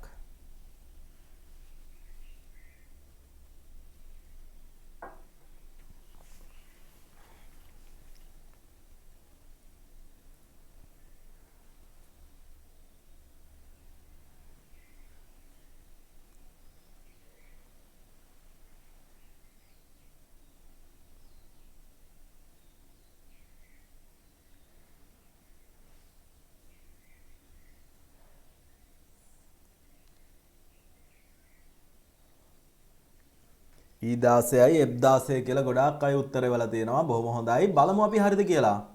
මේ බලන්න. මම මේක මෙහෙම කොපි කළා. මෙතෙන්ටනේ ගේනවා කිව්වේ. මෙතෙන්ට ඇවිල්ලා paste කරා. දැන් බලමු. හරිනේ. E16යි F16 බවට පත් වෙලා. ඒකත් අර විදියම තමයි හොඳේ. ශ්‍රිතයක් ඇසුරෙන් දැම්මත් කිසි වෙනසක් නැහැ. ඒ විදියම තමයි. right. බොහොම හොඳයි. දරුවෝ ඒකත් අවබෝධ කරගත්තා. හරි එහෙනම් අපි යමු අද අපේ පාඩම අලුත් මාතෘකාව පැතුරුම්පත් භාවිතයෙන් ප්‍රස්ථාර නිර්මාණය කිරීම. මාතෘකාව ලියා ගන්න පුතේ. පැතුරුම්පත් භාවිතයෙන් ප්‍රස්ථාර නිර්මාණය කිරීම. පැතුරුම්පත් භාවිතයෙන් ප්‍රස්ථාර නිර්මාණය කිරීම. පැතුරුම්පත් භාවිතයෙන් ප්‍රස්ථාර නිර්මාණය කිරීම. පැතුරුම්පත් භාවිතයෙන් ප්‍රස්ථාර නිර්මාණය කිරීම.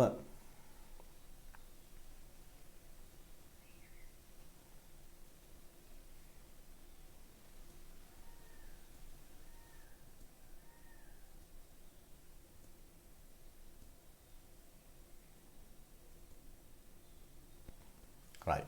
පැතුරුම්පත් භාවිතයෙන් ප්‍රස්ථාර නිර්මාණය කිරීම. ඒ යටතේ ලියා ගන්න පුතේ නෝට් එකක්.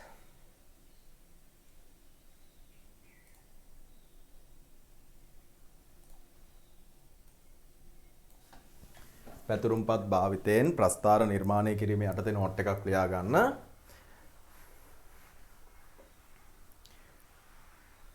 ලියන්න. විද්‍යුත් පැතුරුම්පත් මත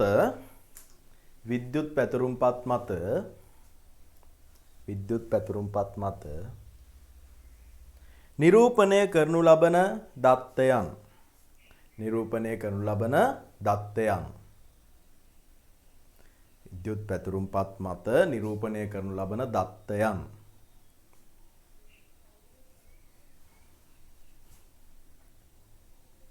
වෙන පාට පෑනකින් ලියන්න.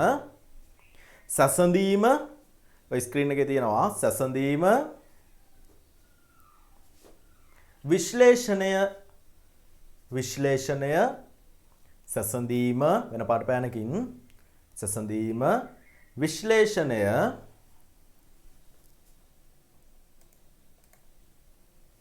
සැසඳීම විශ්ලේෂණය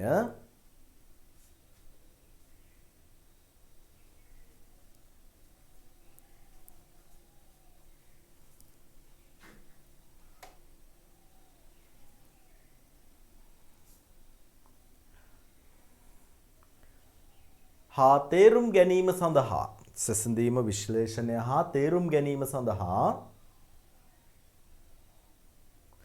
සාමාන්‍ය පාඨයෙන් ප්‍රස්ථාර භාවිතා කරනු ලබයි. තොර අගයක් සසඳන්න, විශ්ලේෂණය කරන්න, දත්තයක් සසඳන්න, විශ්ලේෂණය කරන්න තමයි පුතේ අපි ප්‍රස්ථාර භාවිතා කරන්නේ. ප්‍රස්ථාර භාවිතා කරයි.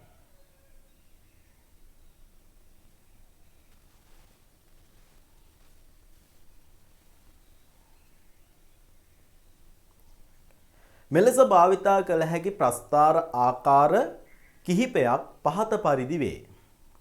මෙලෙස භාවිතා කළ හැකි ප්‍රස්ථාර ආකාර කිහිපයක් පහත පරිදි වේ. ඒතර ප්‍රස්ථාර කිව්වහම පුතේ ප්‍රස්ථාර ආකාර තියෙනවා. ප්‍රස්ථාර ආකාර කිහිපයක් තියෙනවා. රයිට්. මෙලෙස භාවිතා කළ හැකි ප්‍රස්ථාර ආකාර කිහිපයක් පහත පරිදි වේ. මෙලෙස භාවිතා කළ හැකි ප්‍රස්ථාර ආකාර කිහිපයක් පහත පරිදි වේ. right. පුතේ අපිට තියෙනවා තීරු ප්‍රස්ථාර අපි කියනවා කොලම් charts කියලා. ඊළඟට දඬු ප්‍රස්ථාර අපි කියනවා bar chart කියලා. ඊළඟට රේඛා ප්‍රස්ථාර, වට ප්‍රස්ථාර සහ XY ප්‍රස්ථාර කියලා ප්‍රස්ථාර ආකාර පහක් සම්බන්ධයෙන් ප්‍රධාන වශයෙන් මෙතෙන්දී සාකච්ඡා කරන්න තියෙනවා. හොඳේ? ප්‍රස්ථාර ආකාර පහක්. අපි මේ එකිනෙක ප්‍රස්ථාර භාවිතා කරන හැටි පොඩ්ඩක් බලලමු ඉස්සෙල්ලා. right. මම මේක පැහැදිලි කරන්න මම ඉන්නේ මේ ඉස්සෙල්ලා ගනිපු මේ විද්‍යුත් පැතුරුම් පතම භාවිතා කරනවා. ඔයාලට මේක පැහැදිලි කරලා දෙන්න.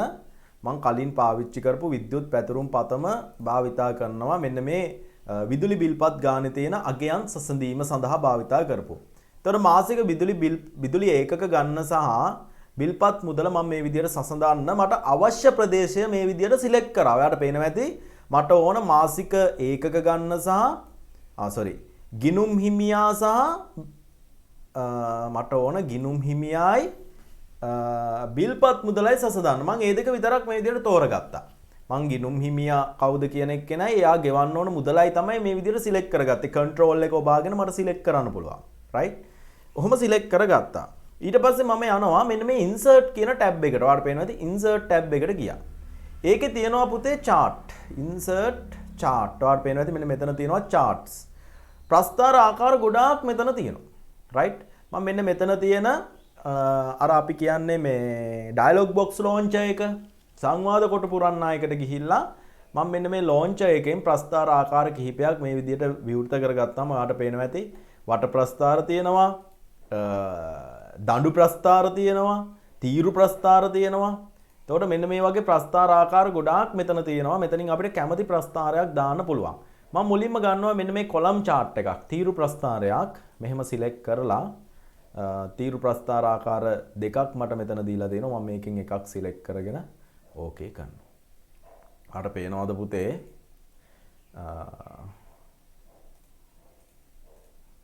right. දැන් මට chart title එකක් මට දාගන්න පුළුවන් මෙතනින් chart title එකක්. එතකොට ඔයාලට පේනවා මෙතන රුපියල් 1000 2000 3000 4000 5000 6000 කියලා මුදල් මුදල් 1000න් 1000 වැඩි වෙන විදියට දක්වලා තියෙනවා. මම වෙන මුකුත් කරේ නැහැ. ගිනුම් හිමියෝ A නිල් පාටින් පෙන්නනවා, B තැඹිලි පාටින් පෙන්නනවා, C අලු පාටින් පෙන්නනවා, D කහ පාටින් පෙන්නනවා. එතකොට ඒ කියන ගිනුම් හිමියා දැන් සංසන්දනය කරන්න පුළුවන්නේ වැඩිම මුදලක් ගෙවපු කෙනා කවුද? වැඩිම විදුලි පරිභෝජනයක් සහිත කෙනා කවුද පුතේ? B. සැසඳීම සඳහා භාවිතා කරනවා කියවනේ මේ B තමයි වැඩිම බිල්පත් මුදලක් ගෙවලා තියෙන්නේ. දෙවනියට වැඩිම කවුද පුතේ? D. තුන්වෙනියට C. අඩුම බිල්පත් මුදලයි කියන්නේ අඩුවෙන්ම විදුලිය පාවිච්චි කරලා තියෙන්නේ A. අන්න සැසඳුවා පුතේ. සැසඳන්න පුළුවන් නේද? right. මම දැන් මේ chart එක අයින් කළා. ආයෙත් යනවා insert. මෙතනින් ගන්නවා charts. මම යනවා මෙතනින් මෙන්න මේක ගන්න. තීරු ප්‍රස්ථාරයක් තෝරගන්න. ඕකේ.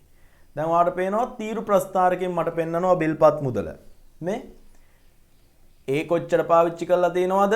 B කොච්චර පාවිච්චි කරලා තියෙනවද? C කොච්චර පාවිච්චි කරලා තියෙනවද? D කොච්චර මුදල් මේ විදුලිය පාවිච්චි කරලා තියෙනවද කියලා දැන් මට තීරු විදියට මේ දඬු විදියට පෙන්නනවා. අපිට ප්‍රස්ථාර ආකාර ටික පියුනේ මේ තීරු ප්‍රස්ථාරයක් මම ඔයාලට පෙන්නුවා. දඬු ප්‍රස්ථාරයක් පෙන්නුවා. ඊළඟට බලමු අපි රේඛා ප්‍රස්ථාරයක්. රේඛා ප්‍රස්ථාරයක්. අපි යනවා insert line chart. right. ඔන්න රේඛා ප්‍රස්ථාරකින් පෙන්නනවා විදුලි බිල් පතේ දැන් අපිට මේ එක එක ප්‍රස්ථාර එකිනෙක වැඩ සඳහා තමයි භාවිතා කරන්නේ. දැන් මේකෙනුත් පෙන්නනවා ඔන්න B තමයි වැඩිම පාවිච්චි කරලා තියෙන්නේ, C A තමයි අඩුවෙන්ම භාවිතා කරලා තියෙන්නේ. ওই විදියට රේඛාවකින් නිරූපණය කිරීමත් සිද්ධ කරනවා. හරි. ඊළඟට මම යනවා ඊළඟට අපිට කතා කරන්න දැන් අපි තීරු ප්‍රස්ථාර කතා කරා, දඬු ප්‍රස්ථාර කතා කරා, රේඛා ප්‍රස්ථාර මම ඔයාලට පෙන්නුවා. වට ප්‍රස්ථාරයක් පෙන්වන්න යනවා. insert මෙතන තියෙනවා මෙතින් වට ප්‍රස්ථාර රයිට් ඔන්න වට ප්‍රස්ථාරකින් පෙන්නනවා මේක බැලුවත් ඔයාලට පේනවා මේක තමයි ලොකුම කෑල්ල. ඔයාලට මතක ඇති ඡන්දේ දවස් වලට එහෙම වට ප්‍රස්ථාර අපිට පෙන්නනවා මේ එකිනෙක පළාත් වල ඡන්ද කොහොමද අරන් තියෙන්නේ කියලා මේ විදිහට පාට පාටින් පෙන්නනවා නේද පුතේ? ආන් ඒ වගේම තමයි මෙතන මේ වට ප්‍රස්ථාරය කියන එකත්. ඊළඟට මම යනවා xy ප්‍රස්ථාරයක් ගන්න අන්තිම එක. ඔන්න xy ප්‍රස්ථාරයකනුත් මට පෙන්නනවා මුදල මේ විදියට මේ මුළු මුදල ওই විදියට පෙන්වනවා. xy ප්‍රස්ථාර ගැන අපි ඉස්සරහට වැඩිපුර කතා කරමු. ඔය අර ශ්‍රිත ඔයාලට තියෙනවා නේද? ගණිතයට තියෙනවානේ xy ප්‍රස්ථාර. මොකද්ද මේ ශ්‍රිතයක් සඳහා මේ සූත්‍රයක් දීලා ඒකට ශ්‍රිතයක් ගොඩනගන්න නේ xy ප්‍රස්ථාර. අන් ඒව ගැන අපි කතා කරනවා. අර u අකුර වගේ අඳින ඒව ගැන. රයිට්. එහෙනම් ප්‍රස්ථාර ආකාර පහම මම ඔයාලට පෙන්නුවා. අපි බලමු දැන් මේ එකිනෙකක් ගැන එකිනෙක ප්‍රස්ථාර ගැන වෙන වෙනම කතා කරමු. රයිට්. මුලින්ම ලියාගන්න පුතේ ප්‍රස්ථාරය යටතේ පළවෙනි එක තීරු ප්‍රස්ථාර column charts. තීරු ප්‍රස්ථාර. පළවෙනි එක තීරු ප්‍රස්ථාර.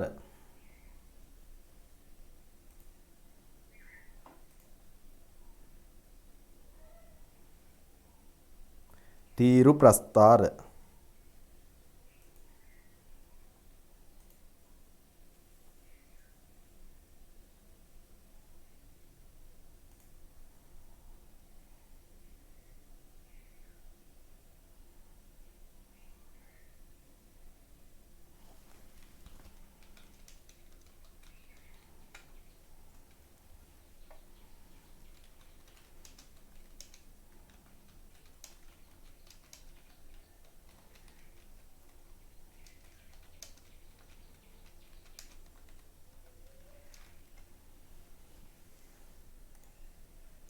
රයිට්. පළවෙනි එක තීරු ප්‍රස්ථාර.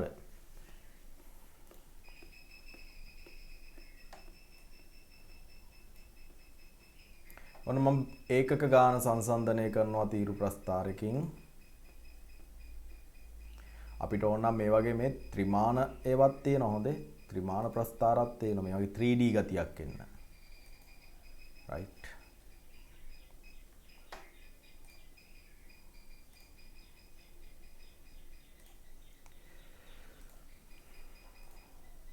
රයිට්. මේක ඇඳ ගන්න පුතේ ටක් ගාලා මේ මෙහෙම ප්‍රස්ථාරයක් ඇඳ ගන්න වැඩි හැඩ වැඩ කරන්න ඕනේ නැහැ.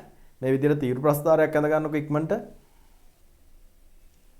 තීරු ප්‍රස්ථාර කියලා ලියපු තැනින්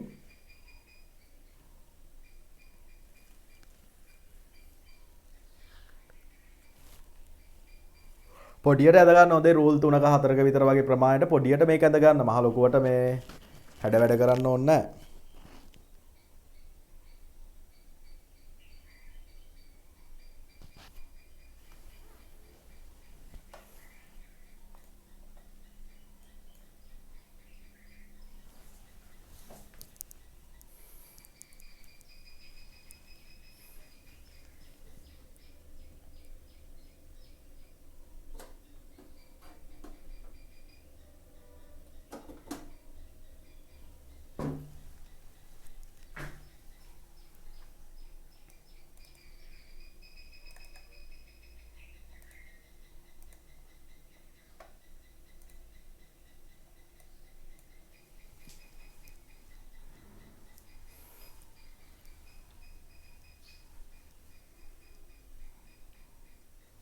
ඇඳලා ඉවර නම් කියන්න හොඳේ. රෝල් 3ක් 4ක් අරගෙන පොඩියට ඇඳ ගන්න. මහ ලොකුවට අඳින්න ඕනේ නැහැ. පාට පෑන් ටිකක් ගත්තා පටපට ගාලා ඇඳලා. ප්‍රස්ථාර විතරයි.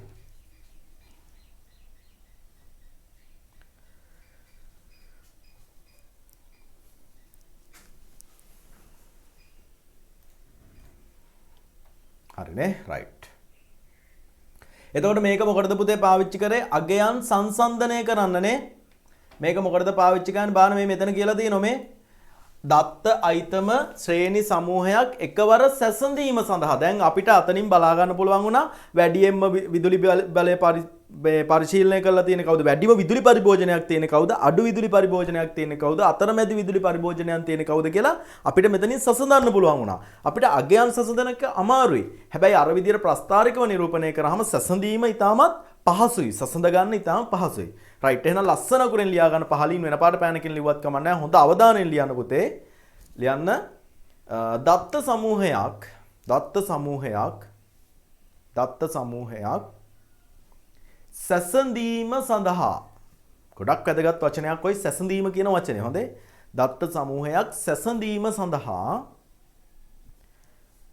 දත්ත සමූහයක් සැසඳීම සඳහා තීරු ප්‍රස්ථාර භාවිතා කළ හැක. දත්ත සමූහයක් සැසඳීම සඳහා තීරු ප්‍රස්ථාර භාවිතා කළ හැක.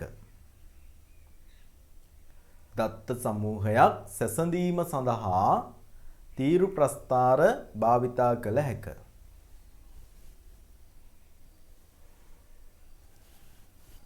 දත්ත සමූහයක් සැසඳීම සඳහා තීරු ප්‍රස්ථාර භාවිතා කළ හැක.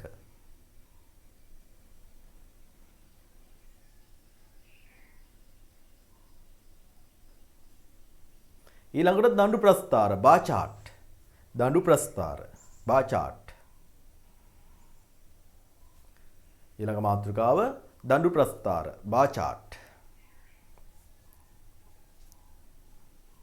දඬු ප්‍රස්ථාර බා chart. ඕකම පෙරලලා ඇඳගමු පුතේ අපි මෙහෙම insert chart වලට පේනවා මම දෙවෙනි ඔප්ෂන් එක තෝරන්නේ බා chart කියන එක වලට පේනවා මෙතන බා chart කියන එක මම සිලෙක්ට් කරන්නේ right පිගමු වෙන එකක් right ඔන්න මම බා chart එකක් ගත්තා ඕක ඇඳ ගන්න පුතේ ඉක්මනට පොඩියට ඇඳ ගන්න හොඳේ ලොකු මහ පත ප්‍රස්ථාර අඳින්න එපා ඉඳලා ඉවර වෙච්ච ගමන් කියන්න මට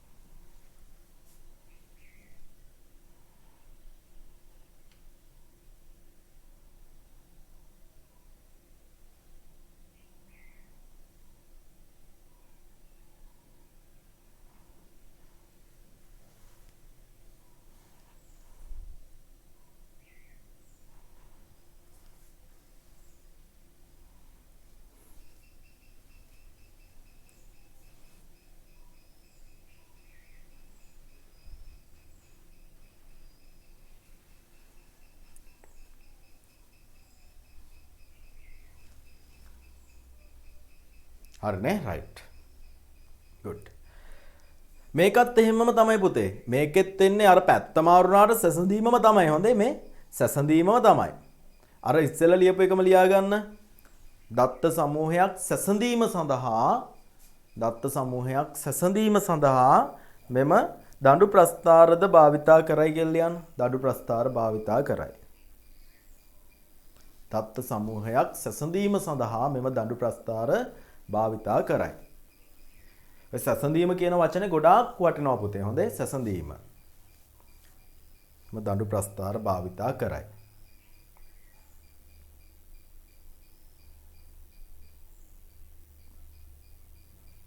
තුන්වෙනි එක රේඛා ප්‍රස්ථාර line chart. තුන්වෙනි එක රේඛා ප්‍රස්ථාර. රේඛා ප්‍රස්ථාර line chart.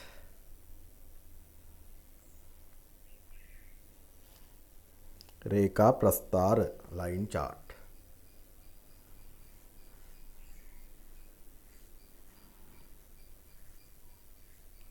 रेखा प्रस्तार දැන් ජනවාරි මාසය සඳහා පුතේ ගොඩක් වටින ටියුට් එකක් මම දෙනවා. මොකද්ද මේ ටියුට් එකේ මෙන්න මේ විද්‍යුත් පැතිරුම්පත් වලට උදාහරණ පහුගිය විභාග වලට ආපු ඒවා සහ පහුගිය සාමාන්‍ය පෙළ විභාග කලාප විභාග වලට ආපු ප්‍රශ්න තුලත් කරපු පේපර් එකක් දෙනවා. පේපර් එකක් කියන්නේ ටියුට් එකක්. හොඳේ පේපර් එකක් නෙවෙයි ටියුට් එකක් මම දෙනවා. ඒක ඉක්මනට ගන්න ජනවාරි මාසේ මුල් සතිය ඇතුළතම ගන්න. මොකද අපි දැන් මේක සාකච්ඡා කරන්නත් ඕනනේ. ඒකින්ද මේක ගොඩක් වැදගත්. මේ නිබන්ධනය ඉක්මනින්ම මේක ලබා ගන්න ජනවාරි මාසේ මුල සතියේම ගන්න. තාම දුන්නේ නැහැ හොඳේ. මං ගෲප් එකට දාන්නම් ඒ ටික ආයතන වලට මම ගිහින් දුන්නට පස්සේ ඔයාලට මම ගෲප් එකට දාන්නම් ගිහින් දුන්නා කියලා. රයිට්. එතකොට ඒක මතක තියාගන්න. රේඛා ප්‍රස්ථාර. රේඛා ප්‍රස්ථාරෙකුත් අඳගමු.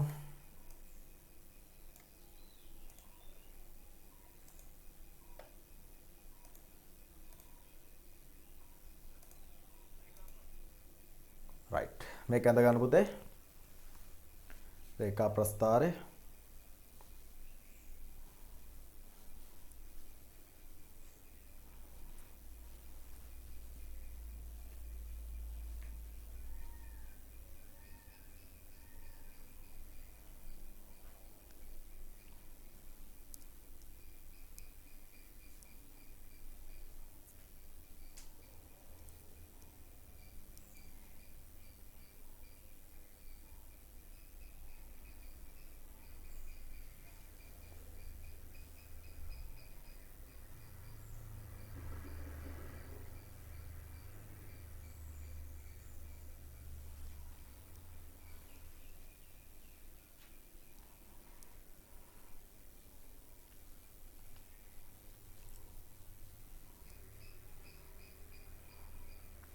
රේඛා ප්‍රස්ථාර. හරිනේ. රයිට්. අපි බලමු රේඛා ප්‍රස්ථාර. ඒකත් ඒ විදිහම තමයි. ඒකත් ආයතන සමූහයක් සසඳන්නම තමයි. දැන් බලාවි සර් මේක 3ම එකයිනේ කියලා. ඔව් ඒ 3 දෙනාම එක වගේ තමයි. හැබැයි එතනින් එහා අනිත් දෙන්න වෙනස්. මේ අනිත් දෙන්න වෙනස්. හොඳේ. රයිට්. මේකත් ලියන්න.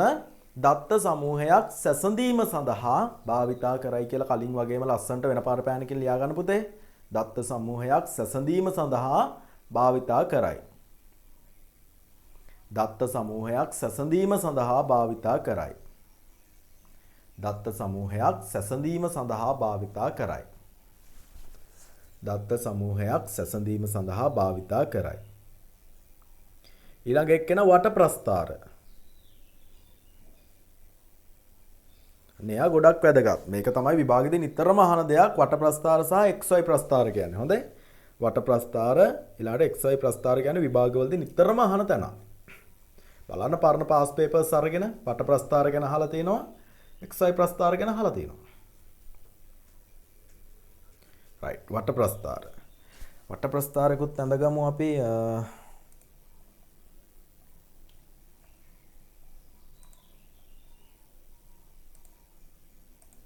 රයිට්. මේක අඳ ගන්න පුතේ ඉක්මනට. වට ප්‍රස්ථාරයක්.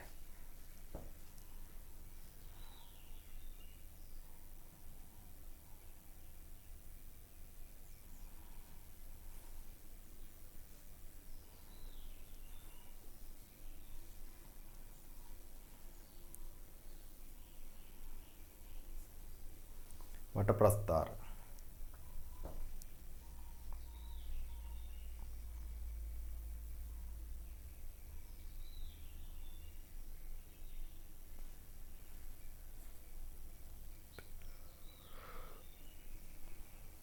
වට ප්‍රස්ථාර.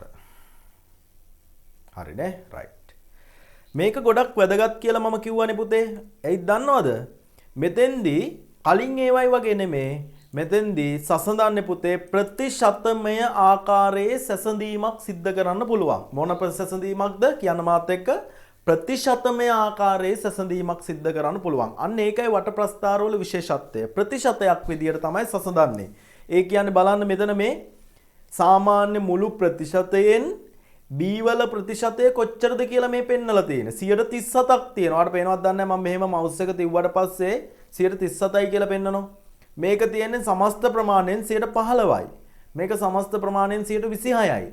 මේක සමස්ත ප්‍රමාණයෙන් 22යි. ප්‍රතිශතමය. අන්නේ වචනේ ගොඩක් වැදගත්. හොඳේ රයිට් ලයින ලස්සනට ලියන්න. දත්ත සමූහයක් ප්‍රතිශතමය ආකාරයෙන් සැසඳීමට වෙන පාට පෑනකින් ලියලා හයිලයිට් උත් කරලා තියන ප්‍රතිශත කියන වචනේ. දත්ත සමූහයක් ප්‍රතිශතමය ආකාරයෙන් සැසඳීම සඳහා. දත්ත සමූහයක් ප්‍රතිශතමය ආකාරයෙන් සැසඳීම සඳහා. දත්ත සමූහයක් ප්‍රතිශතමය ආකාරයෙන් සැසඳීම සඳහා. දත්ත සමූහයක් ප්‍රතිශතමය ආකාරයෙන් සැසඳීම සඳහා.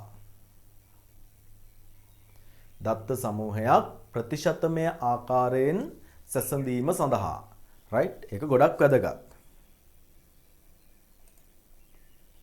දත්ත සමූහයක් ප්‍රතිශතමය ආකාරයෙන් සැසඳීම සඳහා. රයිට්? ඊළඟට XY ප්‍රස්ථාර. XY ප්‍රස්ථාර. කලින් එක තේරුණානේ ප්‍රතිශත කතාව තේරුණානේ?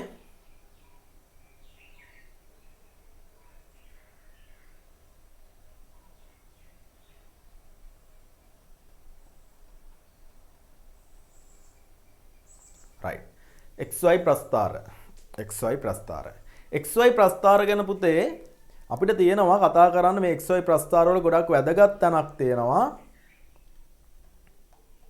මේක වර්ගජ ශ්‍රිතයක් සඳහා ප්‍රස්ථාරය නිර්මාණය කිරීම. ඔයාලට එහෙම එකක් තියෙනව නේද ගණිතයට? වර්ගජ ශ්‍රිතයක් මෙන්න මේ වගේ වර්ගජ ශ්‍රිතයකට ප්‍රස්ථාරයක් නිර්මාණය කරන්න. right. අන්න ඒක ගොඩක් වැදගත්. මෙන්න මේක තමයි xy ප්‍රස්ථාර කියලා කියන්නේ වර්ගජ ශ්‍රිත. ඒ කියන්නේ යුගල වශයෙන් තියෙන දත්තවලට දත්ත යුගලක් තියෙන්න ඕන. මේ දත්ත යුගල වශයෙන් තියෙන්නේ. දත්ත යුගල වශයෙන් තියෙන අවස්ථාවවලදී ප්‍රස්ථාර නිර්මාණය කරන්න තමයි xy ප්‍රස්ථාර පාවිච්චි කරන්නේ. යුගල වශයෙන් තියෙන දත්ත සඳහා ප්‍රස්ථාර නිර්මාණය කරන්න. right. xy ප්‍රස්ථාර ගැන මම මේක විශේෂයෙන් ටිකක් වැඩිපුර කාලය අරගෙන කතා කරන්න ඕන දෙයක් හින්දා මම දැන් මේක කතා කරන්න යන්නේ නැහැ. දැන් ටිකක් වෙහෙසත් ඇති. මම හෙට නෙමෙයි අනිද්දා අපි නැවත සිකුරාදා පන්තිය තියෙනවානේ පුතේ. සිකුරාදා පන්තියේදී xy ප්‍රස්ථාර ගැන කතා කරන්නම්. මම අද xy ප්‍රස්ථාර ගැන මේ වෙලාවේ කතා කරන්නේ නැහැ. මොකද මේක ගොඩක් වැදගත් කොටසක් සාකච්ඡා කරද්දී ටිකක් එකට වැදගත් වෙලාවකුත් තියාගන්න ඕන නේ. වැදගත් කොටසක්. මොකද සාමාන්‍ය පෙළ විභාගවලදී xy ප්‍රස්ථාර වලින් අහලා තියෙනවා. ඒතර මාතෘකාව ලිව්වේ xy ප්‍රස්ථාර කියලා. right. හරි. ඒක චුට්ටක් ඒ ටික බලන්න ඕන. ඔයා ලබන සිකුරාදා කියන්නේ අනිද්දා පන්තියට සම්බන්ධ වෙන කලින් ওই ටික පොඩ්ඩක් බලලා සූදානම් වෙන්න. right. එතකොට විශේෂ කරුණු කිහිපයක් මම අද දවසේ තුල කිව්වා. නැවත මතක් කරගන්න පුතේ. එකක් ඔයාලට නැවත මේ ජනවාරි මාසය තුල ව්‍යුහගත රචනා පේපර් එකක් පැවැත්වෙනවා කියලා කිව්වා. දෙවෙනි කාරණය මම කිව්වා සිකුරාදා මේ සිකුරාදා රාත්‍රියේ තමයි අපේ ඔන්ලයින් පන්තිය තියන්න වෙන්නේ. සිකුරාදා උදේ ඔයාලට පන්තිය තියෙනවනේ නේ. මට ඒක අමතක වුණා. මේ සම්මන්ත්‍රණය තුන්වෙනි සහ හතරවෙනි පාඩමින් සම්මන්ත්‍රණයක් තියෙනවා. මම රාත්‍රියේ තියන්නම්. අපි රෑ 8:30ට විතර වගේ පටන් ගමු. 8:30 ඉඳලා පවත්වන්නම් වීඩියෝ එකක් දෙන්නම්. හැම ළමයෙක්ම අනිවාර්යෙන් එකට සම්බන්ධ වෙන්න. එතකොට සම්මන්ත්‍රණය තියෙනවා කියලා මම කිව්වා. ඒ වගේම තව කිව්වා අපි ගාල්ල දිස්ත්‍රික්කේ ලොකුම පන්තිය බවට ලොකුම ඔන්ලයින් පන්තිය බවට එහෙම නැත්නම් වැඩිම සිසුන් ප්‍රමාණයක් ඉන්න සාර්ථකම ඔන්ලයින් පන්තිය බවට මේ වෙනකොට පත් වෙලා. ඉතින් ඒකට පත් වීමට හේතුව වැඩි කාලයක් ඔයාලා වෙනුවෙන් මම ඉගැන්වීම් කටයුතු සිදු කිරීමත්, උපරිම තාක්ෂණය භාවිතා කිරීම සහ විෂය කරුණු සරලව ඉගැන්වීම. ඉතින් ඒ තැනට ඒකත් වෙන්න මේ පණිවිඩය අනිත් ළමයි අතරට අරන් ගියේ ඔයාලා. ඉතින් ඒකට ඔයාලට විශේෂයෙන් ස්තුතිවන්ත වෙනවා. මේ පණිවිඩය අරන් ගිහිලා විශාල ළමයි පිරිසක් පහුගිය දවස්වල එකතු වුණා. ඒ වගේම මම ඔයාලගෙන් ඉල්ලනවා අලුත් 10 වසර අලුත් 11 වසර නංගිල මල්ලිලත් දැනුවත් කරන්න කියලා අපේ පන්ති සම්බන්ධයෙන්. මොකද මං ගැන හොඳටම දන්නේ ඔයාලා. ඉතින් උගන්වන විදිය ගැන දන්නේ ඔයාලා. උගන්වන්නේවා තේරෙනවද නැද්ද කියලා දන්නේ ඔයාලා. අනිත් තව ගුරුවරුන්ගෙනුත් ඔයාලා ඉගෙනගෙන තියෙනවා. ICT ඉගෙනගෙන තියෙනවා. ඒතොර ඔයාලට තේරෙනවා ඇති වෙනස මොකක්ද කියන එක. එහෙම වෙනසක් දැනුණා නම් ඒ වෙනස ගැන අනිත් පිරිසත් දැනුවත් කරන්න කියලා ඉල්ලීමක් කරනවා මේ අපේ පන්ති සම්බන්ධයෙන්. හරි. එහෙනම් මම අදට ක්ලාස් එක නතර කරනවා පුතේ. අපි නැවත හෙට නෙමෙයි අනිද්දා උදේ පාන්දර 5ට ඉස්කෝලේ නිවාඩුනේ 5ට පන්තිය පටන් ගමු. එහෙනම් හැමෝටම සුබ දවසක්. බොහොම ස්තුතියි. අයබෝවන්.